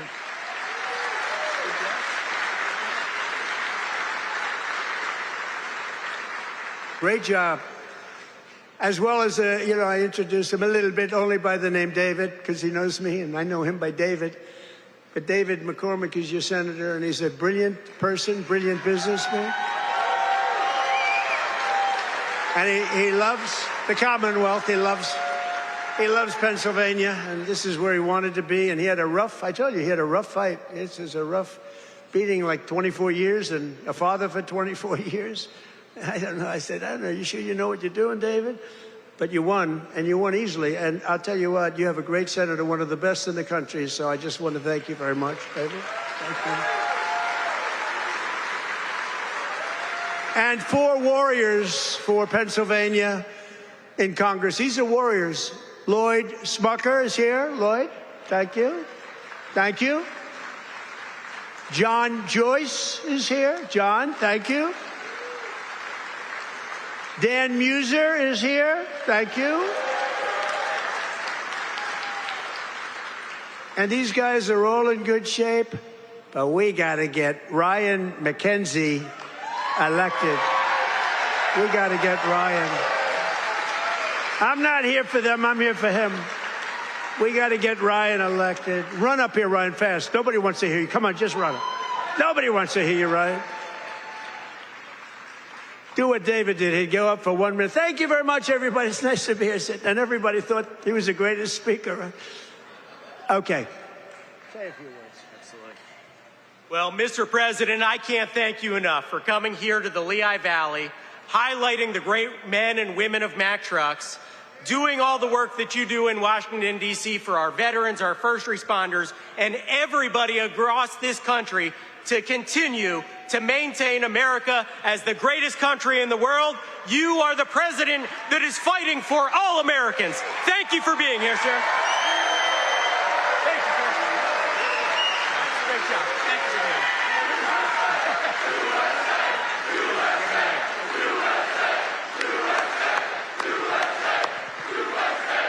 That's great. Wow, that's great. He learned something from you, David, huh? That's great. We also have one of the greatest writers anywhere in the country who knows more about the Commonwealth of Pennsylvania, I think, than anybody. She's a terrific person. Right from the beginning, she said Trump is going to win, therefore I like her. She said Trump is going to win in 2015. In fact, she wrote an article in 2014. She said this guy Trump should run. I hadn't thought too much about it. I was having a lot of fun putting up buildings, but she was very early on, and I really mean it. I don't think there's anybody that knows more about. They used to call it the Rust Belt. I call it the Money Belt now. It's gone from the Rust Belt to the Money Belt. Either one is okay, but there's nobody that knows more about it than Selena Zito. She's fantastic. Where are you, Selena? Where are you, Selena, with your beautiful daughter? Thank you, Selena. Selena's an incredible woman, and her daughter is following in her footsteps. She's just been so good. Very powerful writer, actually. Some of the biggest papers in the world. It's nice to have good stories on occasion, truthful stories. Thanks as well to the president of the NRA who's here with me, Bill Bockenberg. Bill, stand up.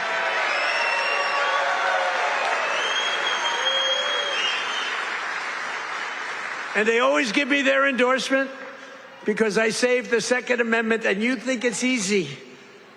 On occasion, it was not easy, right, Bill? But we did it. We did it with your help. And we're doing a couple of other things, working with you and your people. But I think you've done a fantastic job. The NRA, everybody, they really have been. They've been with me right from the beginning. And Bill asked me, would I support the national right to carry legislation? How do you feel about national right to carry?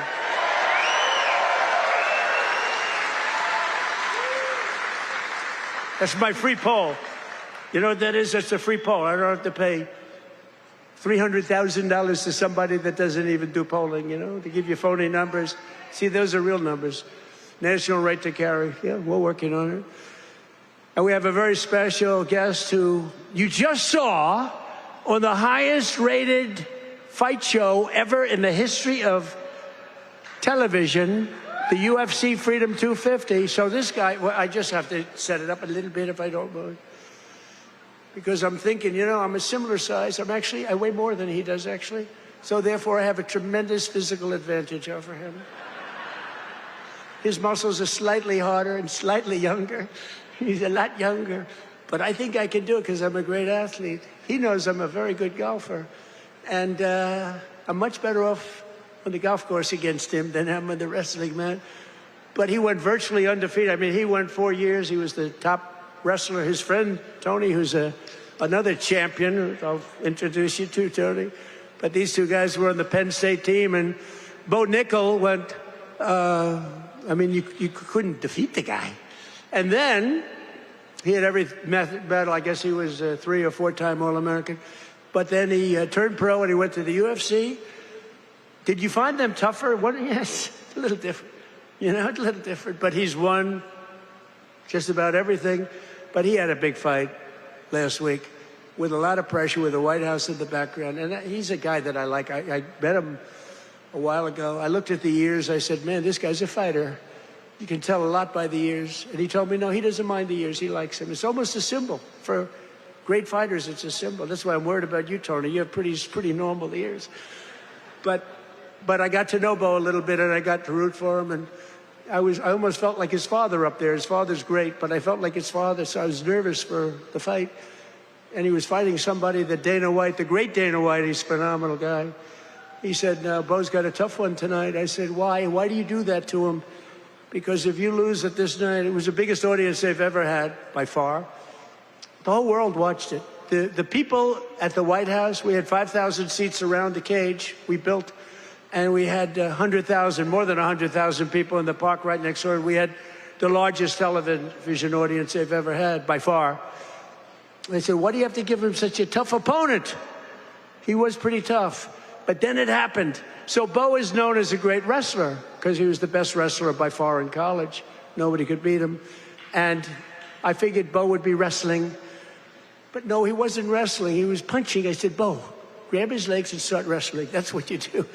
But he didn't do that. He didn't listen to me. And he got a shot off that was brutal. And in the first round, right, knocked him out. He was really knocked out. Great fighter. The guy was a great fighter, is a great fighter. So I just want to thank, you know, he's from Penn State. He loves Penn State. He is the NCAA wrestling champion. And just fantastic. And his friend, and you probably know, is also, I think you were roommates, right? That's a tough room. I wouldn't want to fight these two guys. Let's go pick on those two guys. I don't think so. But he was the heavyweight, and he lost a lot of weight. He weighed 35, 40 pounds. I asked him, how much did you wrestle? About 40 pounds heavier. In other words, you want to live, right? You decide to lose it. But he was also the champion, NCAA champion, and his name is Anthony Cassar. So come up here, fellas, because I want to just ask the audience a question. Come here. Come here, Bo. So here's my question. If I work out for the next couple of months, really work hard, lifting those weights away, and really, really work, could I beat Bo or Anthony in wrestling? You're very disloyal. You're very disloyal. Say a couple of words about your fight. Thank you. Appreciate it. Wow, what an honor to be here. I think walking up here, I was almost as nervous as the fight, but it feels like a fight. Yeah, it feels like it, but this is exciting. I'm grateful to be here with everybody. So grateful to President Trump for making an event that, in my mind, never seemed possible happen. UFC Freedom 250 on the White House lawn. Unbelievable. I don't think there are too many presidents that have the courage to do something like that, and, you know, just so unbelievable. For me, both my parents were high school teachers. My dad was a wrestling coach. My grandpa was a wrestling coach, and I grew up around sports and just competing from 5 years old, and so to be able to do something like that is a dream come true, and it's just through hard work, effort, discipline, and a lot of time in the wrestling room, a lot of time in the cage that I was able to do that. And that's really because America is the land of opportunity. And if you set to your mind to something and you feel passionate about what you do, you can accomplish anything. And thank you. I don't want to take too much time, but I want to tell a quick story about the first time I met President Trump. It was in 2019 at the White House, and our team and I won the Nationals, the NCAAs, and at Penn State, we are. Let's go. And we were given the opportunity to meet President Trump, and it was really special because he took a lot of extra time to talk with us as wrestlers. I think he respected the wrestlers a lot, and I told him that when I'm done wrestling, I was going to fight, and he asked me if I needed a manager. And I thought that he has better things to do than that. But really, since then, I feel like we've had a special connection that I'm extremely grateful for. And, you know, fast forward 7 years, I'm fighting on the White House lawn, and I turn and look at my corner, and President Trump is right next to him.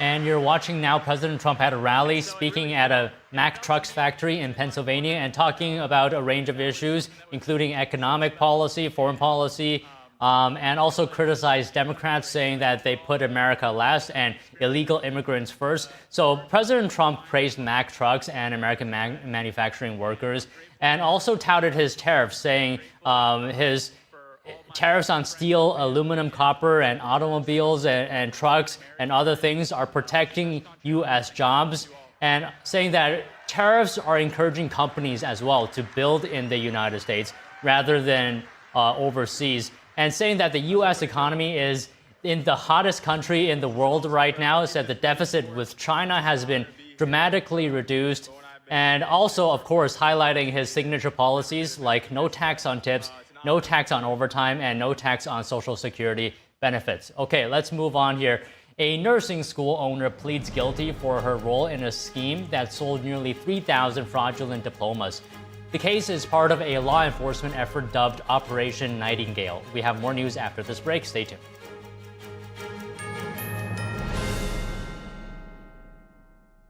Shenyun Creations, the streaming platform from Shenyun, featuring world-class dance, past programs, and all original music.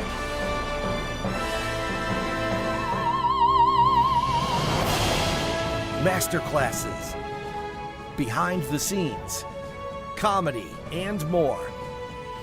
Explore shenyuncreations.com. This is how I keep my joints happy. Omega XL is a powerful natural supplement backed by 40 years of clinical research. Take control of your pain, like Cynthia Bailey. My knees in particular started giving me pain issues all the way back to my modeling days, from just running through airports, photo shoots. After taking Omega XL, I really started to notice how less stiff I was, especially my knees and my hip. Has Omega XL changed my life? Yes. I barely notice my joint pain anymore. Now I'm like literally sprinting through the airports. My secret is Omega XL. Pick up the phone and call now to get this exclusive TV offer. Buy one Omega XL and we'll send you a second bottle absolutely free. You'll also get a free bottle of Vitamin XL D3. Buy one, get two free. A total value of over $115, all for just $49.95. You save more than 55% and shipping is free. Backed by a money-back guarantee and is not available in stores. Operators are standing by, so call now. Introducing the Quest Wise Soothing Herbal Eye Patches. It comes with 30 pairs and can be used to help combat tired and strained eyes. The natural herbal formula provides a cooling, minty, and refreshing effect that stimulates natural tears and awakens your tired eyes.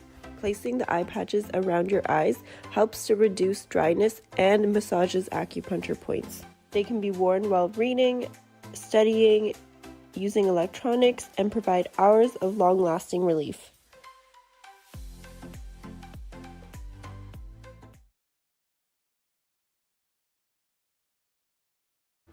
Kids love it. Parents trust it. Obviously. Explore GJW Plus Kids Series and Ganjiong Campus courses led by expert educators. This is spectacular. Children will learn values like respect, responsibility, and knowledge in language, science, and more. Wow. All while having fun. Perfect. Subscribe today at GJW Plus Kids, where learning meets fun. When it comes to disasters and emergencies, it's not a matter of if, but when. I'm relying on luck, but who knows if it'll be on my side. Let's prepare so we all have a better story to tell. Take control at ready.gov/olderadults.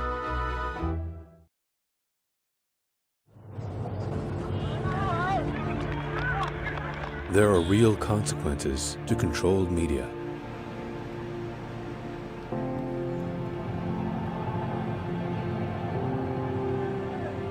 And NTD's founders know them firsthand. Our freedom of thought is the price. This is the lesson that guides us in everything we do. So there's the tear gas there. We know the value of a free society. And we take seriously the responsibility to preserve it. We are NTD.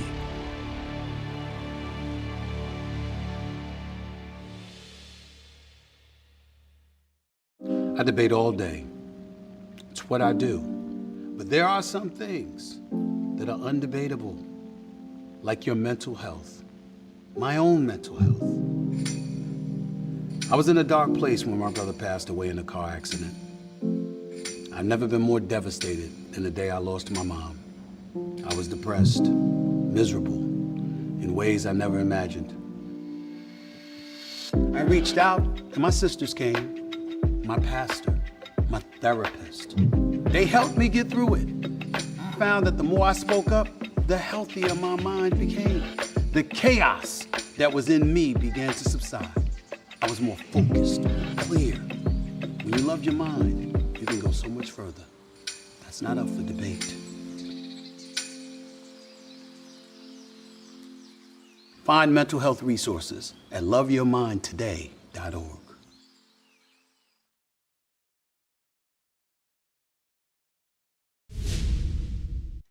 Welcome to NTD Newsroom. I'm Don Ma. Crude oil prices falling to its lowest level in nearly 3 months as President Trump declares 19 million barrels of oil flowed out of the Strait of Hormuz yesterday, and the president's plan for Iran's potential unfrozen assets.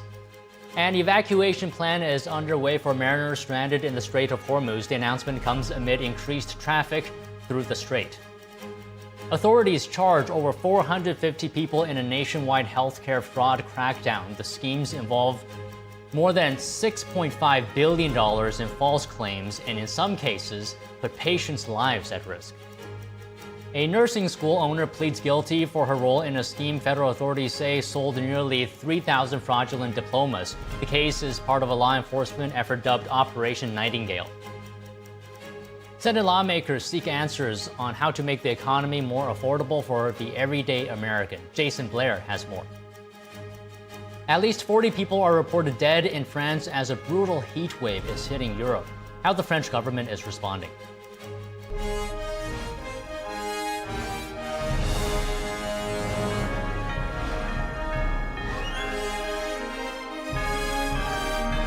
This is NTD Newsroom, live from our global headquarters in New York City.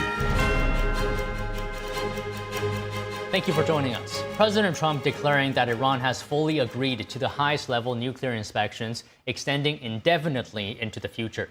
That's as he's dismissing Iranian denials and sharply criticizing the mainstream media for echoing Tehran's narrative.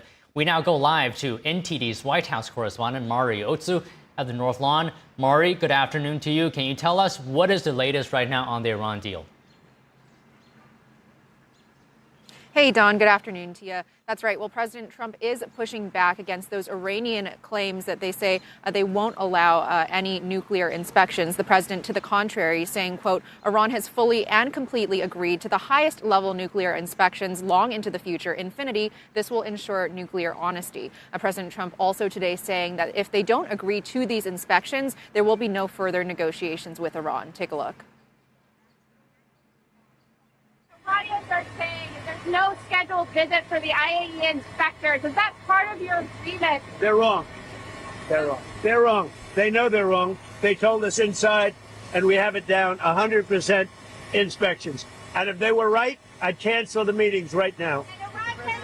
When will those, from your view, Mr. President, when will those inspectors actually be on the ground? At the appropriate time. At the appropriate time. There's no rush, but they'll be on the ground at the appropriate time.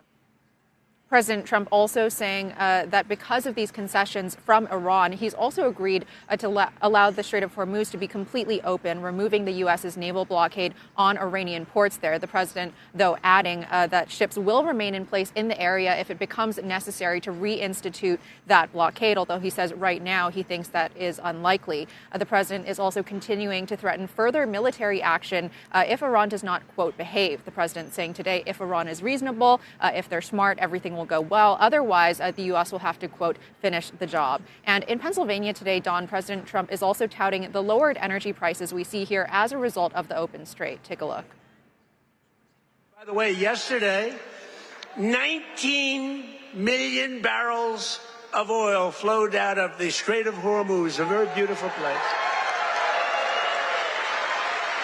That's the most oil in the history of the Strait. No, it's never been any, you've never seen anything like that. It's called an oil gusher. And most importantly, we are ensuring one thing very importantly, because this is why I did it. I did it for this reason, 99% for this. Iran will never have a nuclear weapon, and they've agreed to that. The stock market hit a new high today again. And oil, for the first time in months, hit, think of it, $70 a barrel. So we got it 70. That equates to a very low price. And oil is going to come charging down. And with oil comes everything else. Meanwhile, Don, at Mack Trucks in Pennsylvania, President Trump is there touting his affordability agenda. He's also highlighting the more than 32,000 new Pennsylvania jobs that have been created under his administration, including more than 2,600 new manufacturing jobs. The president today highlighting that Eli Lilly has announced a $3.5 billion investment to build a new manufacturing facility, which in and of itself has created more than 1,000 jobs. He's also announcing that Nokia in Pennsylvania is investing $30 million to expand its semiconductor testing and its packaging operations there. Back to you. All right, Mari, thank you. And now for the latest on the Iran conflict and what China's role has been, joining us now to discuss is Victoria Churchill, U.S. political reporter for the Daily Mail. So Victoria, so good to have you here. Good afternoon to you. So as you heard from our reporter just now, Iran has agreed for nuclear inspections inside of the country. I mean, we'll still have to wait and see what comes out of this. But initially speaking, I mean, is this a positive step in the right direction, potentially suggesting partial cooperation? Well, absolutely. And I think it's welcome for the American people to hear that Iran is willing to change their tune, at least based on the latest reports that we're seeing. You know, I think this has been a priority of President Trump and the Trump administration for really over a year now, right? Since we saw the first strikes in Iran last summer. You know, I primarily cover Capitol Hill, where we heard from a bunch of lawmakers, particularly on the Republican side, that they thought that those strikes were needed if that was to push Iran's nuclear program back, you know, for years, if not decades. And, you know, of course, we saw the renewed engagement in Iran earlier this year, which meant that the U.S. did not finish their business that they went to Iran for last year. And so I think that the American people really do want to see this conflict resolved sooner rather than later. You know, lawmakers, particularly in swing districts, for most of them, this is a key issue that their voters care about as they're headed to the polls. And I think the longer that Republican lawmakers have to justify their support for the war because they're backing the president's agenda, the harder it is going to be for them to win those voters over at the polls that are skeptical about this war. So you mentioned maybe Iran is changing their tune. Do you think prior to this operation or the most recent happenings and actions by the U.S. in Iran, prior to that, do you think the Iranian regime, let's say the first tier or the second tier, would have agreed to U.S. terms, including having people go inside to inspect their nuclear program? No, I don't think so. Why do you think it's because of the military pressure, more so on that, or the diplomatic pressure, or maybe a mixture of both? I think it's both. I mean, obviously, we know the old, I believe it was the Roosevelt adage, you know, the walk softly and carry a big stick. the U.S. has not been walking softly. They have shown their big stick in this case. And so for them, they want to see that the people that they have in power, I think they want to stay in power because for a lot of them, this is some of their closest allies who they've, come up for the ranks with, whether that's the IRGC or within government, which, of course, have plenty of overlap there. But, I think for them, they want to keep themselves alive because they've seen what the U.S. has done to some of the other senior commanders and the senior government leaders. And so I think, when you look at Maslow's hierarchy of needs, the needs for self-preservation is pretty high up on that chart. So, I think that's really just kind of basic human instincts that are coming into play in this negotiation. And I wanted to ask you, get your comments on Lebanon. Do you find it an interesting situation where Iran is telling Israel to stop fighting in Lebanon against Hezbollah? But we have to consider that Hezbollah is a Iran proxy. So if they really wanted the fighting to stop, Iran can just ask Hezbollah. It doesn't need to ask Israel to stop fighting. Do you find that interesting? Don, I do, because I think that this is interesting. We will have to see what the final terms of the deal are going to be when this is all cut and dry. But, I think Israel still wants to make sure that they neutralize Hezbollah as much as they can. And so whether or not that is going to be seen as an attack on Iran because they are an Iranian proxy, I think that remains to be seen. Why do you think, President Trump has talked about how Iran has taken advantage of the U.S. for 47 years, killed Americans, taken advantage of the Middle East for decades? Why do you think no other country has done anything meaningful really about it for 47 years other than President Trump? I think for a lot of Americans, they have realized that, it's really now or never, because if Iran is not stopped, if you don't cut off the head of the snake, if you will, they're going to just keep going and producing acts of terror all over the world. And so I think, it's really President Trump's approach to this, that he's willing to take on members of his own party, because again, we look back at, there's been Republican senators that have voted for the Iran War Powers Act, and particularly as some of those senators have lost their primaries, they're more willing to go against President Trump. And, I think in a lot of those cases, it's because President Trump did not back them in their own re-election races. And so, I think especially at a time such as this, when we're months away from the midterm election, we really see the interchange of politics and policy at play here more than we see at really few other times in the legislative calendar when it doesn't have that electoral pressure behind it. Okay, a few more questions on this war. Do you think China has played a significant role? What are some of China's actions throughout this conflict with Iran? I think China, of course, is the perfect example of keep your friends close but your enemies closer. At least based on what we saw publicly, a lot of the discourse between President Trump and Chinese leaders when he was over there just a few weeks ago was cordial. But then we also know from the reporting side, reporters were, at least I know some of my colleagues that were over there, they weren't able to go into some of the venues. I think there was issues with Secret Service carrying their service weapons, which, was their duty to protect the president. And so I think that really goes to show that the Chinese love their kind of public pomp and circumstance, if you will, but there's still other things brewing underneath the surface that they tried to do their best to tamp down. All right, let's move on from the Iran conflict. And I want to ask you about the primaries happening in New York today, the Democratic primaries. Do you think there has been a rise in Democratic socialists in the Democratic Party? Have these candidates been gaining influence within the Democratic Party? Well, I think there's a couple of things that you can look at. So first of all, Mayor Mamdani, who was, of course, much more of that socialist type of candidate who won last year, he's now using his newfound power as the mayor of New York to back radical progressives in a lot of these races. And, it'll be interesting to see tonight if they win or not. But what I also want to point out is that the DTRIP, the Democratic Congressional Campaign Committee, they've endorsed a number of candidates in what they consider to be their red to blue targets. So these are kind of your more blue dog, if you will, or more moderate Democrats who they would like to see in the elections, in the general elections in November. And a lot of those candidates have lost to more progressive challengers. And so I think that really goes to show that the progressive ideology is permeating through the Democrat Party. I think even against the will or against the work of a lot of the longtime Democrat operatives and leaders.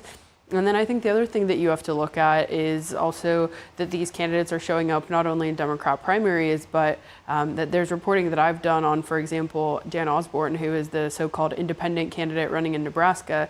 He was recruited to run in 2024 when he lost against Deb Fischer, the current Republican senator. He was recruited by Daniel Moraff, who is somebody that is an advisor to Graham Plattner, has worked for types of people like Bernie Sanders, as well as just really other progressives. I think, Summer Lee, also of Pennsylvania. She was a progressive candidate who Moraff had worked for. So there's actually writings that I've reported on that Moraff has done that he wants to see Democratic Socialists take power, not only in the Democrat Party, but really across the board. And so in a lot of these cases, having them run as quote unquote independents, people think that's more moderate or more centrist candidates because that's what independent voters, I think, tend to be.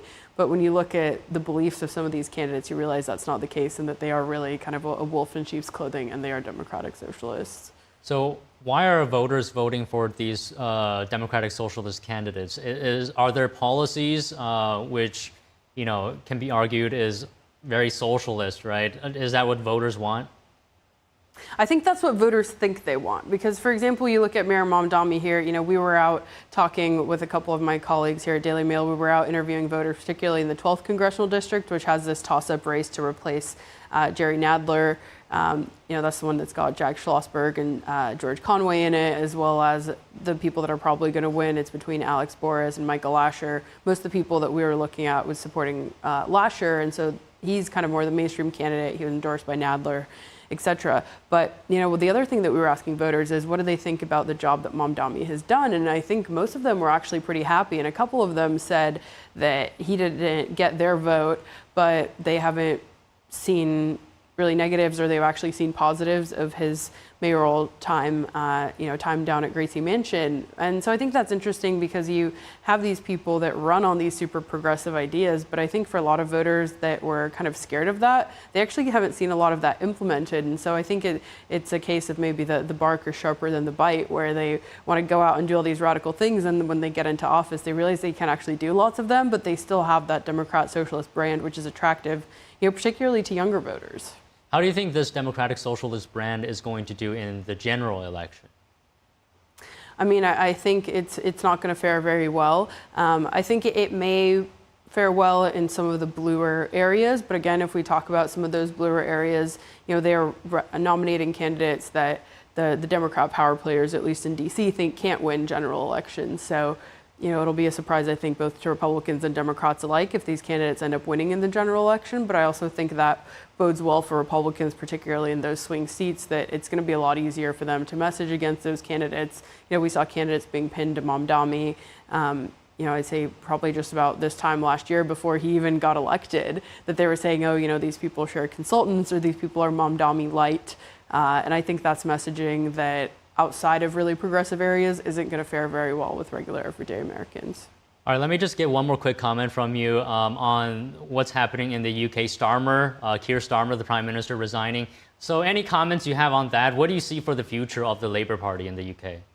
Yeah, I mean, I think it's been contentious between both Labour and Conservatives. I also think, Conservatives have had at least two leaders that have not served a very long time. So I wonder if that's just kind of the attitude within Parliament, right? Because that's how, the leaders in the UK are chosen. Unlike in the US where it's a national vote, these people are all MPs, they're elected members of Parliament, and then they kind of choose amongst themselves.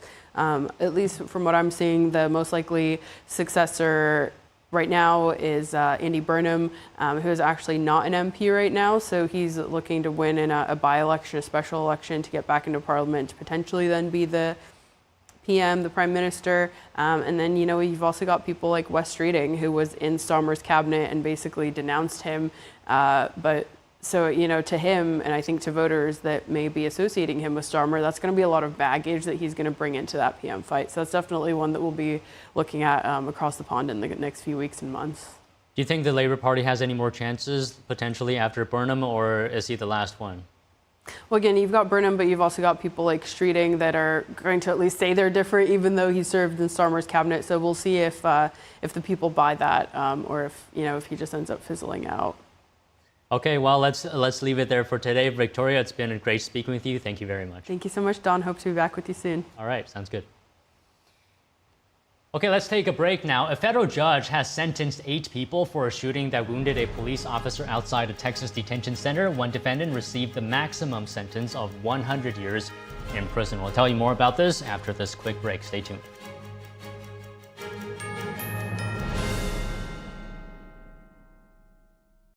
The 8th NTD International Piano Competition welcomes distinguished pianists from around the world, celebrating the depth, discipline, and expressive power of the Baroque, classical, and romantic repertoire.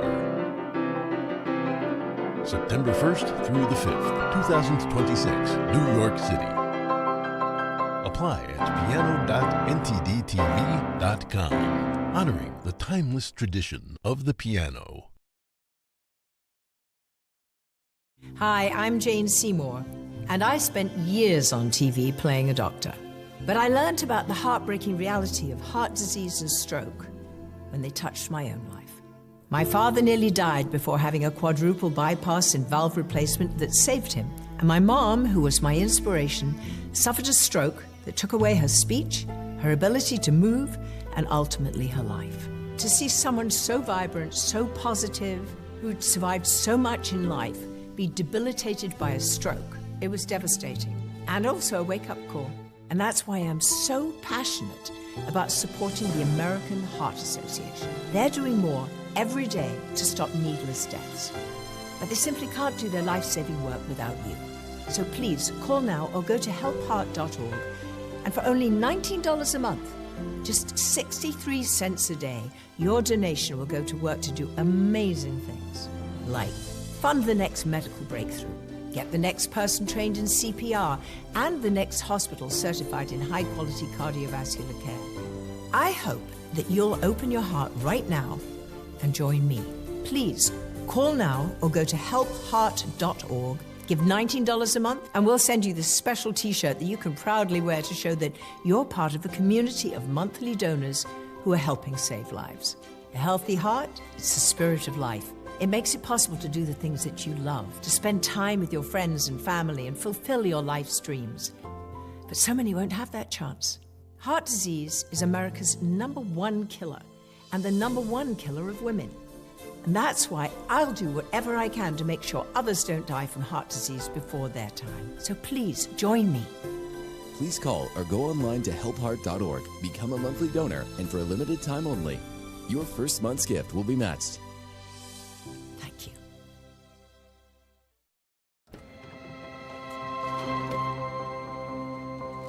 The impact of a meal goes well beyond feeding our bodies.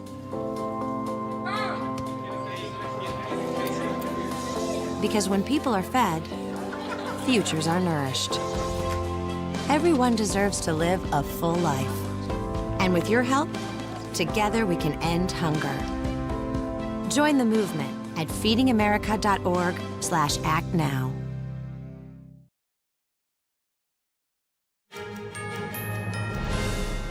A federal judge has sentenced 8 defendants to decades in prison for a shooting outside a Texas immigration detention center that wounded a police officer. The Justice Department accused the group of having ties to Antifa, with prosecutors calling the shooting an act of terrorism. One of the defendants, Benjamin Song, was convicted of attempted murder after opening fire during a July 4th demonstration outside the Pearland Detention Center near Dallas. He was sentenced to the maximum of 100 years in prison. District Judge Reed O'Connor said the incident wasn't a protest but, quote, an assault on democracy. O'Connor added, quote, the need to deter this type of conduct is high. The 7 other defendants received sentences ranging from 30 to 70 years. Antifa, short for anti-fascist, is a far-left extremist group. The defendants deny any affiliation with the organization. Voters are heading to the polls today in New York, Maryland, Utah, and South Carolina. Congressional seats and governor's races are in play, and a popularity test for Democratic Socialist Mayor Zoran Mamdani. NTD's Melina Weisskopf has the details. In New York, Democratic primary races will show how popular New York City Mayor Zohran Mamdani is among the Democrat voting base in New York, but it will also show how much sway Mamdani has over the party as a whole. There are several races where Mamdani has made endorsements, and his ultimate goal is to replace sitting Congress members with more progressive candidates. For example, in the 10th district, he's endorsing a former New York City Comptroller, Brad Lander, to try to unseat current Democrat Congressman Dan Goldman. And in the 13th district, he wants to unseat Congressman Adriano Espaillat and replace him with a progressive. He's also made an endorsement in the 7th district. So these races will likely indicate whether the trend of the Democrat Party moving further to the left holds. And on the Republican side, the race to watch will be who will fill the seat of Republican Congresswoman Elise Stefanik, the state's Republican Party endorsing one candidate and President Trump endorsing the other. There's also an expensive race shaping up in the 12th district. Longtime Congressman Jerry Nadler is retiring, and there's a crowded Democrat primary to fill a seat. It includes big names like Jack Schlossberg, a social media personality, and Kennedy heir, and Assemblyman Alex Boris, who's known for his critical stance on AI. You also have former Republican George Conway, among others. As for Maryland, former Congressman David Trone is trying to make a comeback to Congress after leaving his House seat to run for Senate in 2024. Now he's trying to unseat current Congresswoman April McClain Delaney. Both of these candidates have spent millions of their own money, making this one of the most expensive primary races in 2026. And over in Utah, redistricting has shaken things up a bit. You have two Republican incumbents who are trying to fend off challengers in their primary races tonight. You also have 4 Democrats who are vying for a chance to win Utah's newly redrawn 1st congressional district. This is likely to be a pickup opportunity for Democrats. Then you also have over in the 4th district, Congressman Burgess Owens, who's retiring, now making his district one of the most competitive Democratic races in decades. Reporting from Washington, D.C., Melina Weisskopf, NTD News. 3 non-citizens have been convicted in South Florida for illegally voting in federal elections. Federal prosecutors say all 3 defendants knowingly registered or voted despite understanding they were not eligible because they were not U.S. citizens. The cases involved a Brazilian national, a Haitian national, and a Cuban national who either falsely claimed U.S. citizenship or cast ballots in federal elections. One defendant voted in the 2020 general election, while 2 others admitted offenses tied to the 2020 and 2024 election cycles. U.S. Attorney for the Southern District of Florida says federal law is clear that only American citizens may vote in federal elections. His office says protecting election integrity and prosecuting violations of federal election laws remains a top priority. A Philadelphia woman has pleaded guilty to voting twice in the 2024 presidential election. Prosecutors say Mia Pak cast an early ballot vote in Jersey on October 26, then voted again in Pennsylvania on Election Day. Court records show Pak had been registered to vote in New Jersey since about 2004 and also registered to vote in Philadelphia in 2016. Pak is scheduled to be sentenced in October and faces up to 5 years in prison. Meanwhile, Today's Show co-host Savannah Guthrie is calling for anyone with information about her missing mother to come forward. Guthrie made her latest plea on this morning's broadcast after another note reportedly left by kidnappers claimed her mother has died. I can't pretend I'm not here. And so since I am, I wanted to just take the opportunity to ask people to beg people to come forward. Somebody knows something. And this is a news story today that is on your radar, but this is the life that my sister lives, that I live, that my brother lives, that our extended families live, that our children live every day. And we are in agony, and we cannot be at peace. Guthrie spoke after NBC News reported the second note. NBC's report added that the note didn't include a ransom demand. Authorities believe Nancy Guthrie was kidnapped on February 1st after relatives dropped her at her home the night before outside Tucson, Arizona. The FBI later released surveillance videos showing a masked man on the porch that night. Anyone with information about Nancy Guthrie's disappearance can call 1-800-CALL-FBI. We're taking another quick break now, but we'll be back with more news, so stay tuned and don't go away. We'll be back in a short minute.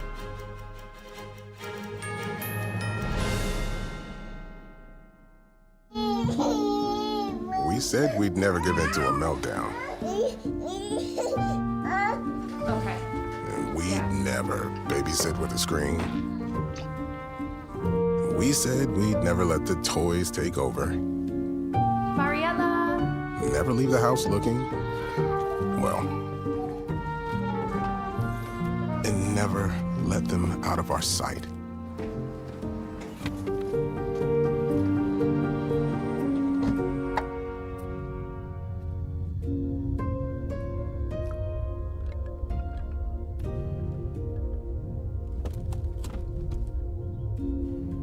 Skylar, come here. Cars get hot fast, and kids can be at risk. Before you leave the car, always stop, look, lock. My name's Stacy, I'm 57, and I was adopted in 2020.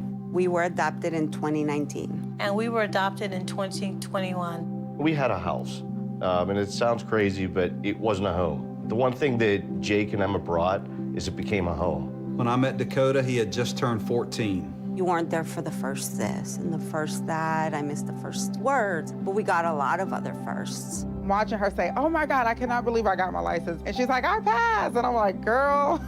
See them grow. It is. They chose to love us. They didn't have to. They chose us. Family. You and you. Kids in the middle. What I thought was a complete life was nowhere near complete, but it is now.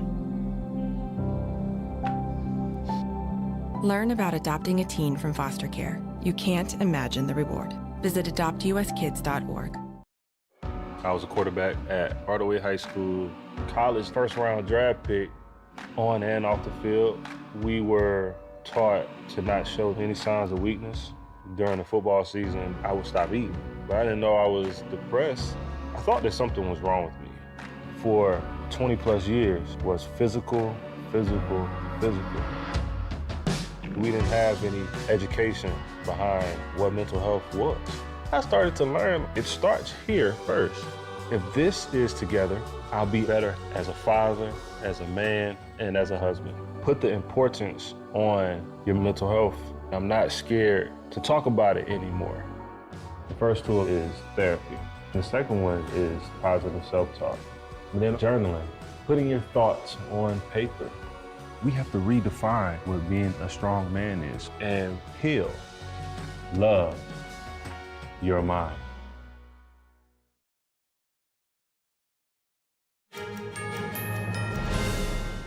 An evacuation plan is underway for mariners stranded in the Strait of Hormuz. The United Nations Maritime Watchdog says over 11,000 people remain on vessels in the critical waterway. The Secretary General of the UN's International Maritime Organization announced the plan following the Memorandum of Understanding between the United States and Iran. The agency said it would carry out the operation in coordination with Iran, Oman, the U.S., and other coastal nations in the region.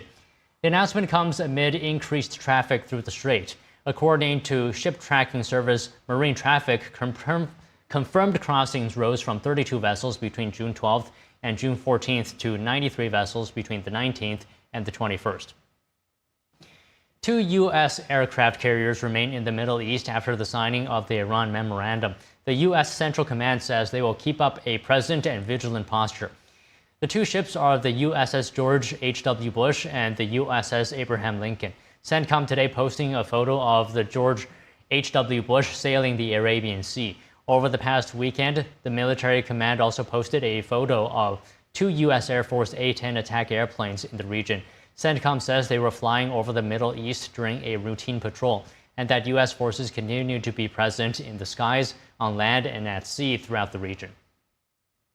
To talk about the latest on global oil prices, joining us now is David Blackman, energy policy analyst and advisor. He's also a senior contributor to Forbes. David, good afternoon. Always great to have you on the show. So talk to us about how you feel right now about oil prices. They have come down a lot. Are you optimistic of where prices are headed? Yes. Today they're pretty stable, and I think it's going to be continued downward pressure on prices, but they've done exactly what the president and Secretary Chris Wright said they would do once the Strait of Hormuz was open. They've dropped dramatically from the mid-90s now into the mid-70s. And gasoline prices, as they tend to do, are following suit. Today, I filled my tank up at a gas station here in North Texas, where they were selling regular gas for $3.05 a gallon. And I think the average price here in Texas today is under $3.40 now. So, it's a big change from where we were in March and April, and a welcome one for summer driving season here in the United States. So what is the reason for prices coming down? Is it the risk premium that investors and traders and markets were looking at before that has disappeared, or is there a change in the actual supply? Well, it's both. I think there is more confidence now that the strait is really under control of the United States Navy and not the IRGC. I think that's been fairly well demonstrated the last few days that really the U.S. Navy now is in control of traffic through the strait, thanks to its program to escort tankers through the strait and other shipping. And the IRGC seems to be not really inclined to create more conflict right now. I think the Iranians are more interested in making money rather than war now. And so that's a positive. So you do have a lowering of the risk premium, but also we now have a fully supplied market, at least on a daily basis. We have a big deficit of oil that took place between March 1st and last Thursday or Friday. A pretty big deficit on the market on a daily basis, probably average 6 or 7 million barrels a day. And so what that's resulted in is storage levels are quite low here in the United States at Cushing, Oklahoma, and the other major distribution centers. So even though we have these low prices that we're enjoying right now, there is a risk that Exxon and Chevron and Shell have all warned about here in recent weeks that we could see disruptions in the distribution network as storage levels get too low. And we could kind of have some upward pressure on prices as a result of that towards the end of this month if things aren't resolved. So it's a good situation right now, though, and people are feeling a great deal of relief in prices. Okay, talk to us a bit more about storage levels and global inventories. They have been going down for a while. How big is the hole that we have to refill? Well, it's over 1 billion barrels altogether. I think the deficit estimate from the IEA, and so that's a big chunk to make up, and it's going to take a period of months to do that. The problem at Cushing and these other major distribution hubs where pipelines converge, and then, there's a number of pipelines coming into the facility. There's a lot of storage tanks and a lot of pipelines going out to distribute the oil to refineries around the country and other market centers. And if storage becomes too low, you could have a disruption in those supplies. And so that creates a situation where individual refineries are bidding against one another for volumes of oil on specific pipelines, and that puts upward pressure on gas prices and other, petroleum products, refined products here in the United States. So hopefully we won't get to that point. The industry is pretty nimble and creative in avoiding major disruptions like that. And but there is that danger. I think what we're going to find out, though, is that this reopening of the Strait of Hormuz happened just in time to avoid a major disruption there, and prices are going to remain fairly low here for the foreseeable future. Okay, so you're saying that the Strait opened at the right time. President Trump has said if this war went on for longer, if bombings continues, potentially we could have a depression. Are those words exaggerated, or is that accurate?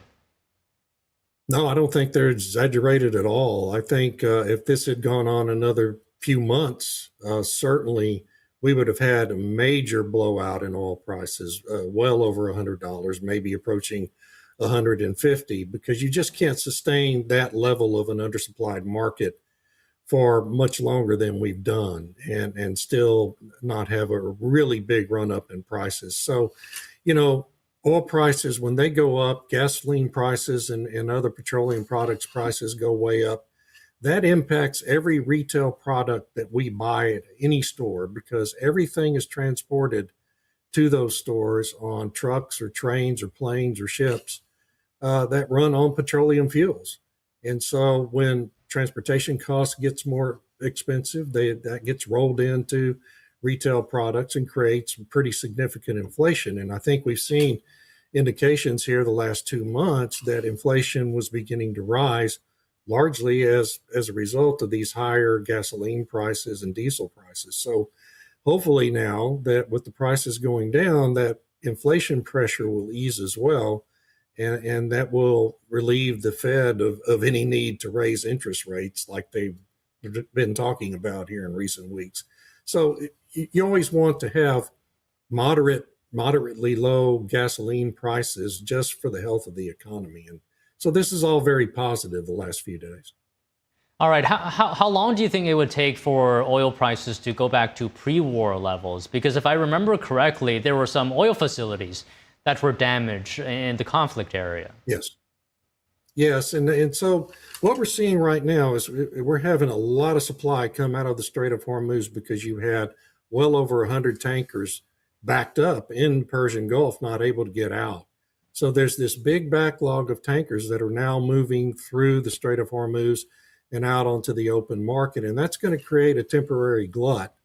And so prices will go down, could go down even below. Right now, WTI is at 74 today, could go down below 70 for some period of time. But then things are going to normalize, and we are going to have, I think, still a lingering shortage on the market. It's not going to be a big one, but there's going to be maybe 1 million barrel a day shortage or something like that, just due to all the damage, the infrastructure damage that was caused in the Persian Gulf region. That's going to take a lot of time to repair and put back into service.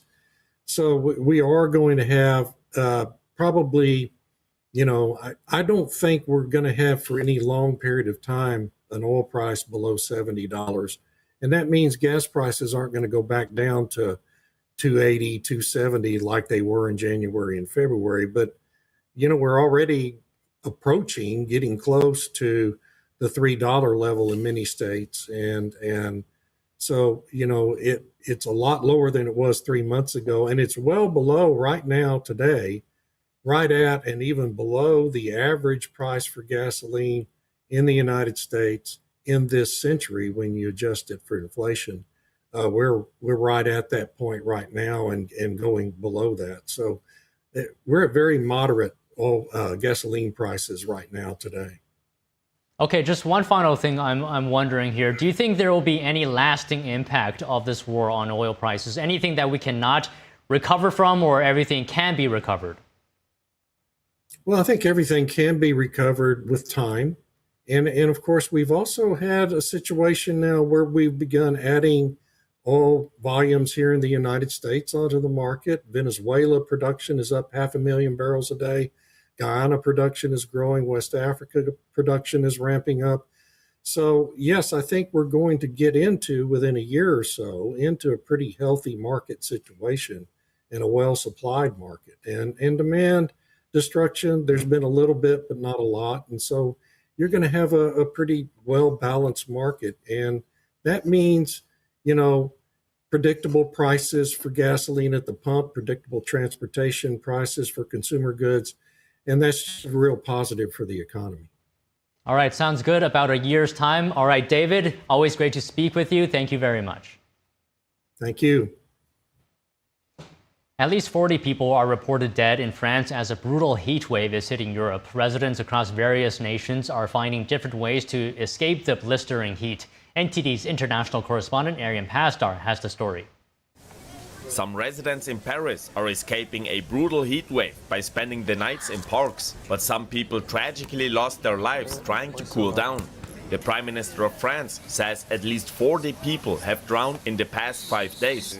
Across Europe, people have been jumping into canals and rivers to cool off. Officials are warning against swimming in unauthorized or dangerous areas. And France is now raising the crisis level. The Prime Minister says this decision will help strengthen medical regulation capabilities, mobilize the personnel needed to keep the hospital running, and more. In neighboring Spain, Barcelona residents are flocking to the beach. The city is offering assisted swimming for people with reduced mobility to cool down in the waters of the Mediterranean Sea. And in London, residents and tourists are seeking shade, hiding under umbrellas and more. It's a bit oppressive, I must say. Well, it is hot, but we try to stay in the shades. So I'm trying to have a lot of fluid as I walk around, a lot of water. Temperatures in Europe are expected to keep hitting over 100 degrees Fahrenheit this week. Those temperatures are normal in the US, but the heat index in Europe often makes them feel hotter than they actually are. That's due to the humidity, the urban landscape, and the fact that there is almost no wind during heat waves. European apartments also mostly don't have air conditioning. Instead of hitting the beach, some visitors are now traveling to Nordic countries to escape soaring temperatures. One of them is a tourist who's living in Texas. Camping, being outdoors, actually being able to hang out and, sit on a bench and not feel like you're sweating completely and drenched. The reason for the heat wave is the so-called omega block. That's when the high-pressure area of warm air gets stuck. Under normal conditions, the jet stream carries weather systems steadily from west to east. But during an omega block, that flow becomes disrupted. The result is that hot, still air gets lodged over the same area. Omega blocks typically last between 3 and 10 days, but they can persist for weeks. Arian Pastar, NTD News. The Supreme Court issued 5 opinions today, including 2 closely watched decisions involving immigration enforcement and religious liberty claims by a former inmate. NTD's Arlene Richards reports. In a 6-3 decision on Tuesday, the Supreme Court siding with the Trump administration in the case of Blanche versus Lau. The majority ruling that Border Patrol agents properly classified Mok Choi Lau as seeking admission despite his lawful permanent resident status. Lau, a Chinese citizen, became a lawful permanent resident or green card holder in 2007. Green card holders are generally regarded as having been admitted to the U.S. and usually don't have to reapply for admission upon their return from temporary overseas travel. In May 2012, Lau was charged with trademark counterfeiting. A month later, he left the United States to temporarily visit his home country, China. But when he later attempted to re-enter the United States, border agents reclassified him as seeking admission and only allowed him to re-enter on a temporary status. In 2013, after Lau pleaded guilty to the counterfeiting charge, the government initiated removal proceedings against him. Justice Clarence Thomas, writing the majority opinion, states that an exception to the law permits border agents to reclassify green card holders when there is a pending charge. Justice Ketanji Brown Jackson argues in her dissenting opinion that the exception relied on by Thomas requires committing an offense that involves bad moral character.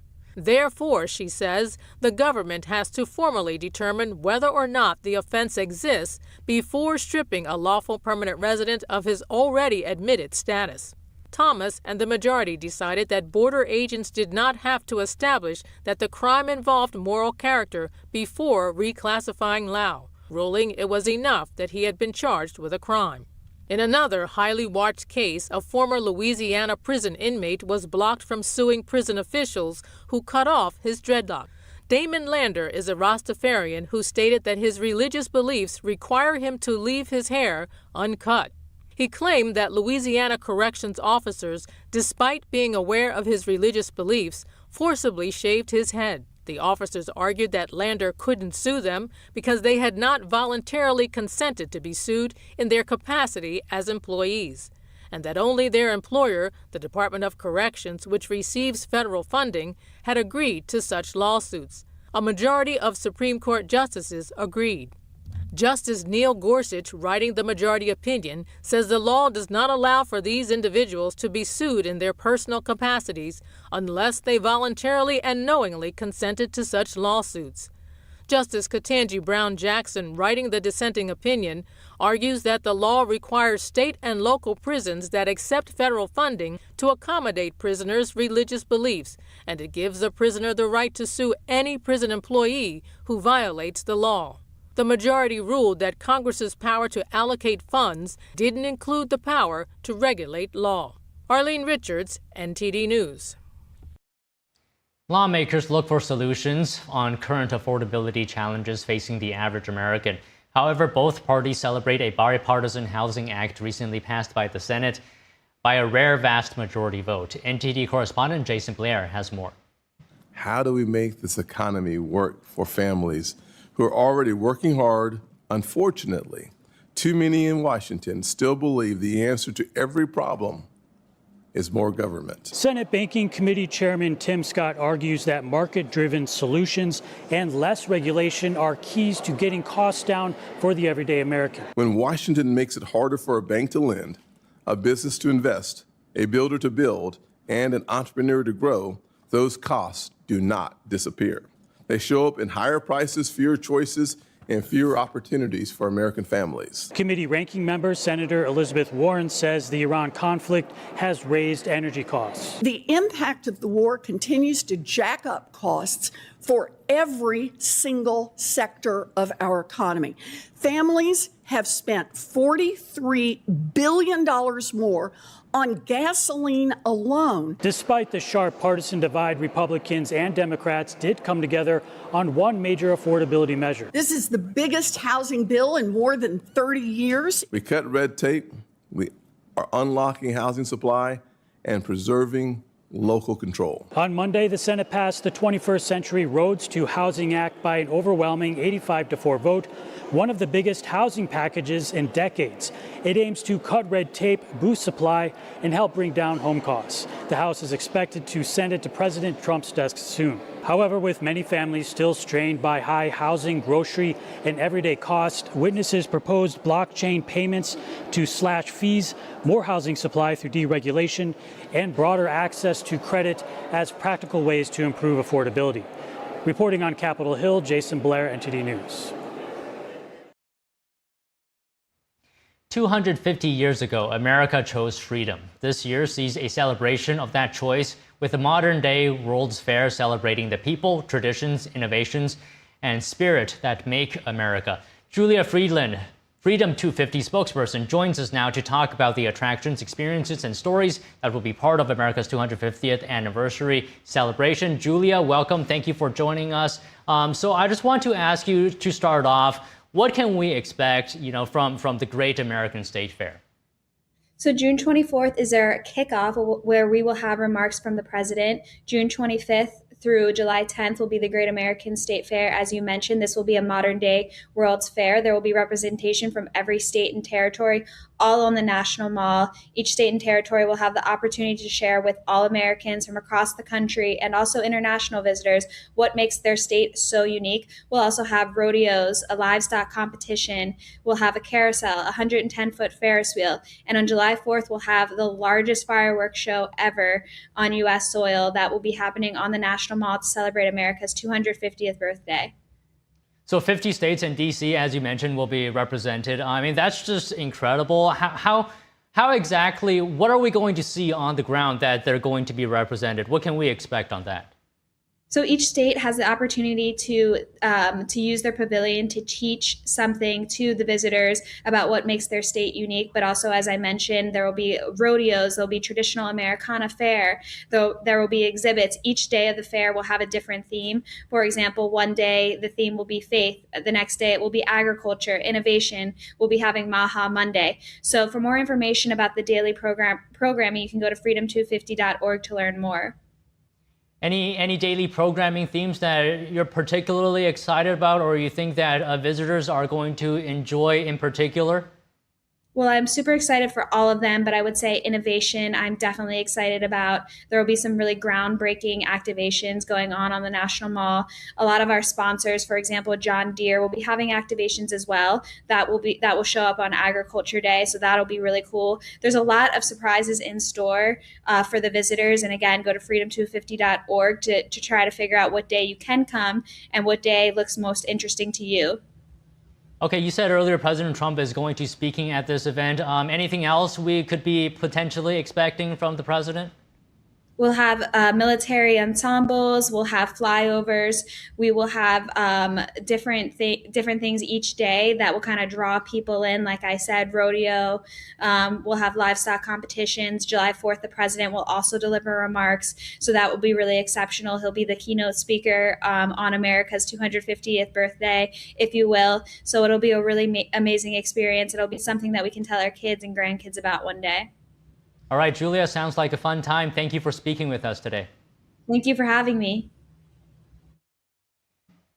U.S. authorities announced the largest healthcare fraud crackdown in U.S. history, charging hundreds of defendants in stealing billions from taxpayer-funded programs, in some cases putting patients' lives at risk. NTD's correspondent Jack Bradley has the details.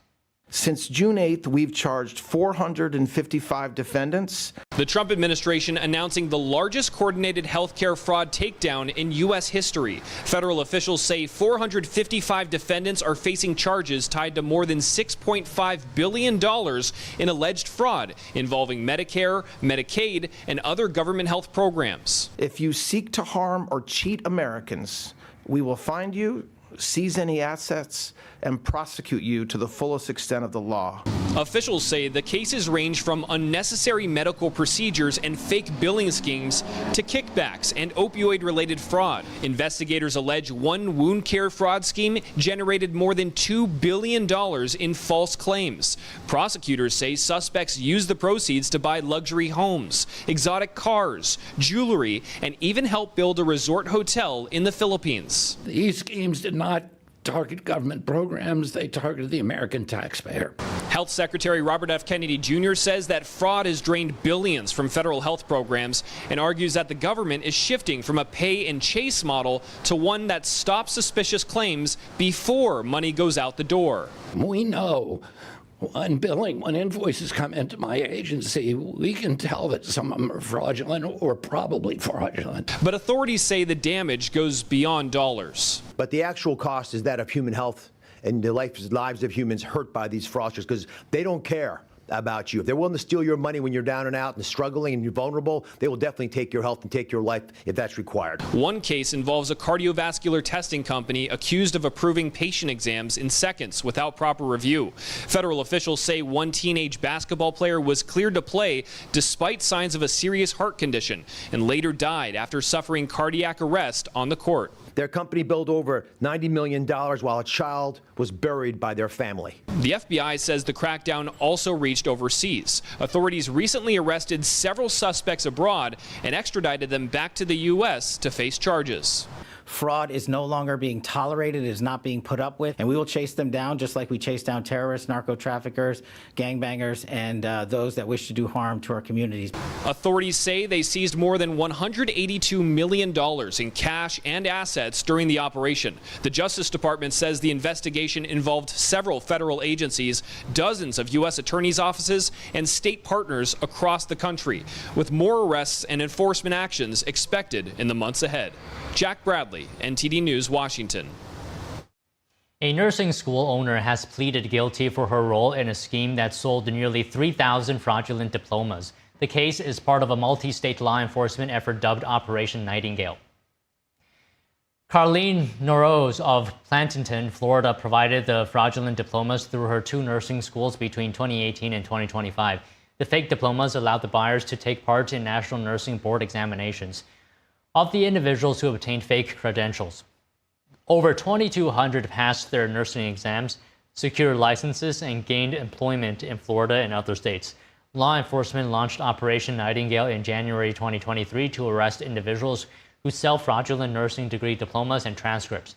Florida authorities have since shut down both institutions. And in World Cup action, Cristiano Ronaldo is back. The Portugal captain scored twice in a 5-0 win over Uzbekistan today, becoming the first player ever to score in 6 different men's World Cups. The 2 goals also made him Portugal's all-time leading scorer at the World Cup with 10 goals. Portugal now has 4 points in Group K and will close out the group stage against Colombia on Saturday at 7:30 p.m. Eastern Time in Miami. And World Cup action continues later today. Harry Kane and England are currently taking on Ghana and are tied 0-0 at halftime. Then at 7 p.m. Eastern, Croatia's Luka Modric faces Panama. And at 10 p.m. Eastern, Luis Diaz and Colombia takes on DR Congo to close out the day's action. Meanwhile, the U.S. is easing some of the travel restrictions imposed on Iran's World Cup team. The Department of Homeland Security says Iran's national team will be allowed to enter the country 2 days before its World Cup match against Egypt. For its first 2 games, the team was only permitted to travel into the United States the day before match day. The team has been operating out of a base camp in Tijuana, Mexico, after its original plans to train in Arizona were scrapped. Officials say the additional travel day was approved after the team's earlier movements proceeded smoothly. Iran will still be required to leave the United States following its match in Seattle on Friday. President Trump will have a role in one of the biggest moments of the World Cup. FIFA President Gianni Infantino says Trump will join him in presenting the World Cup trophy to the tournament champions after the July 17th, or actually July 19th, final in New Jersey.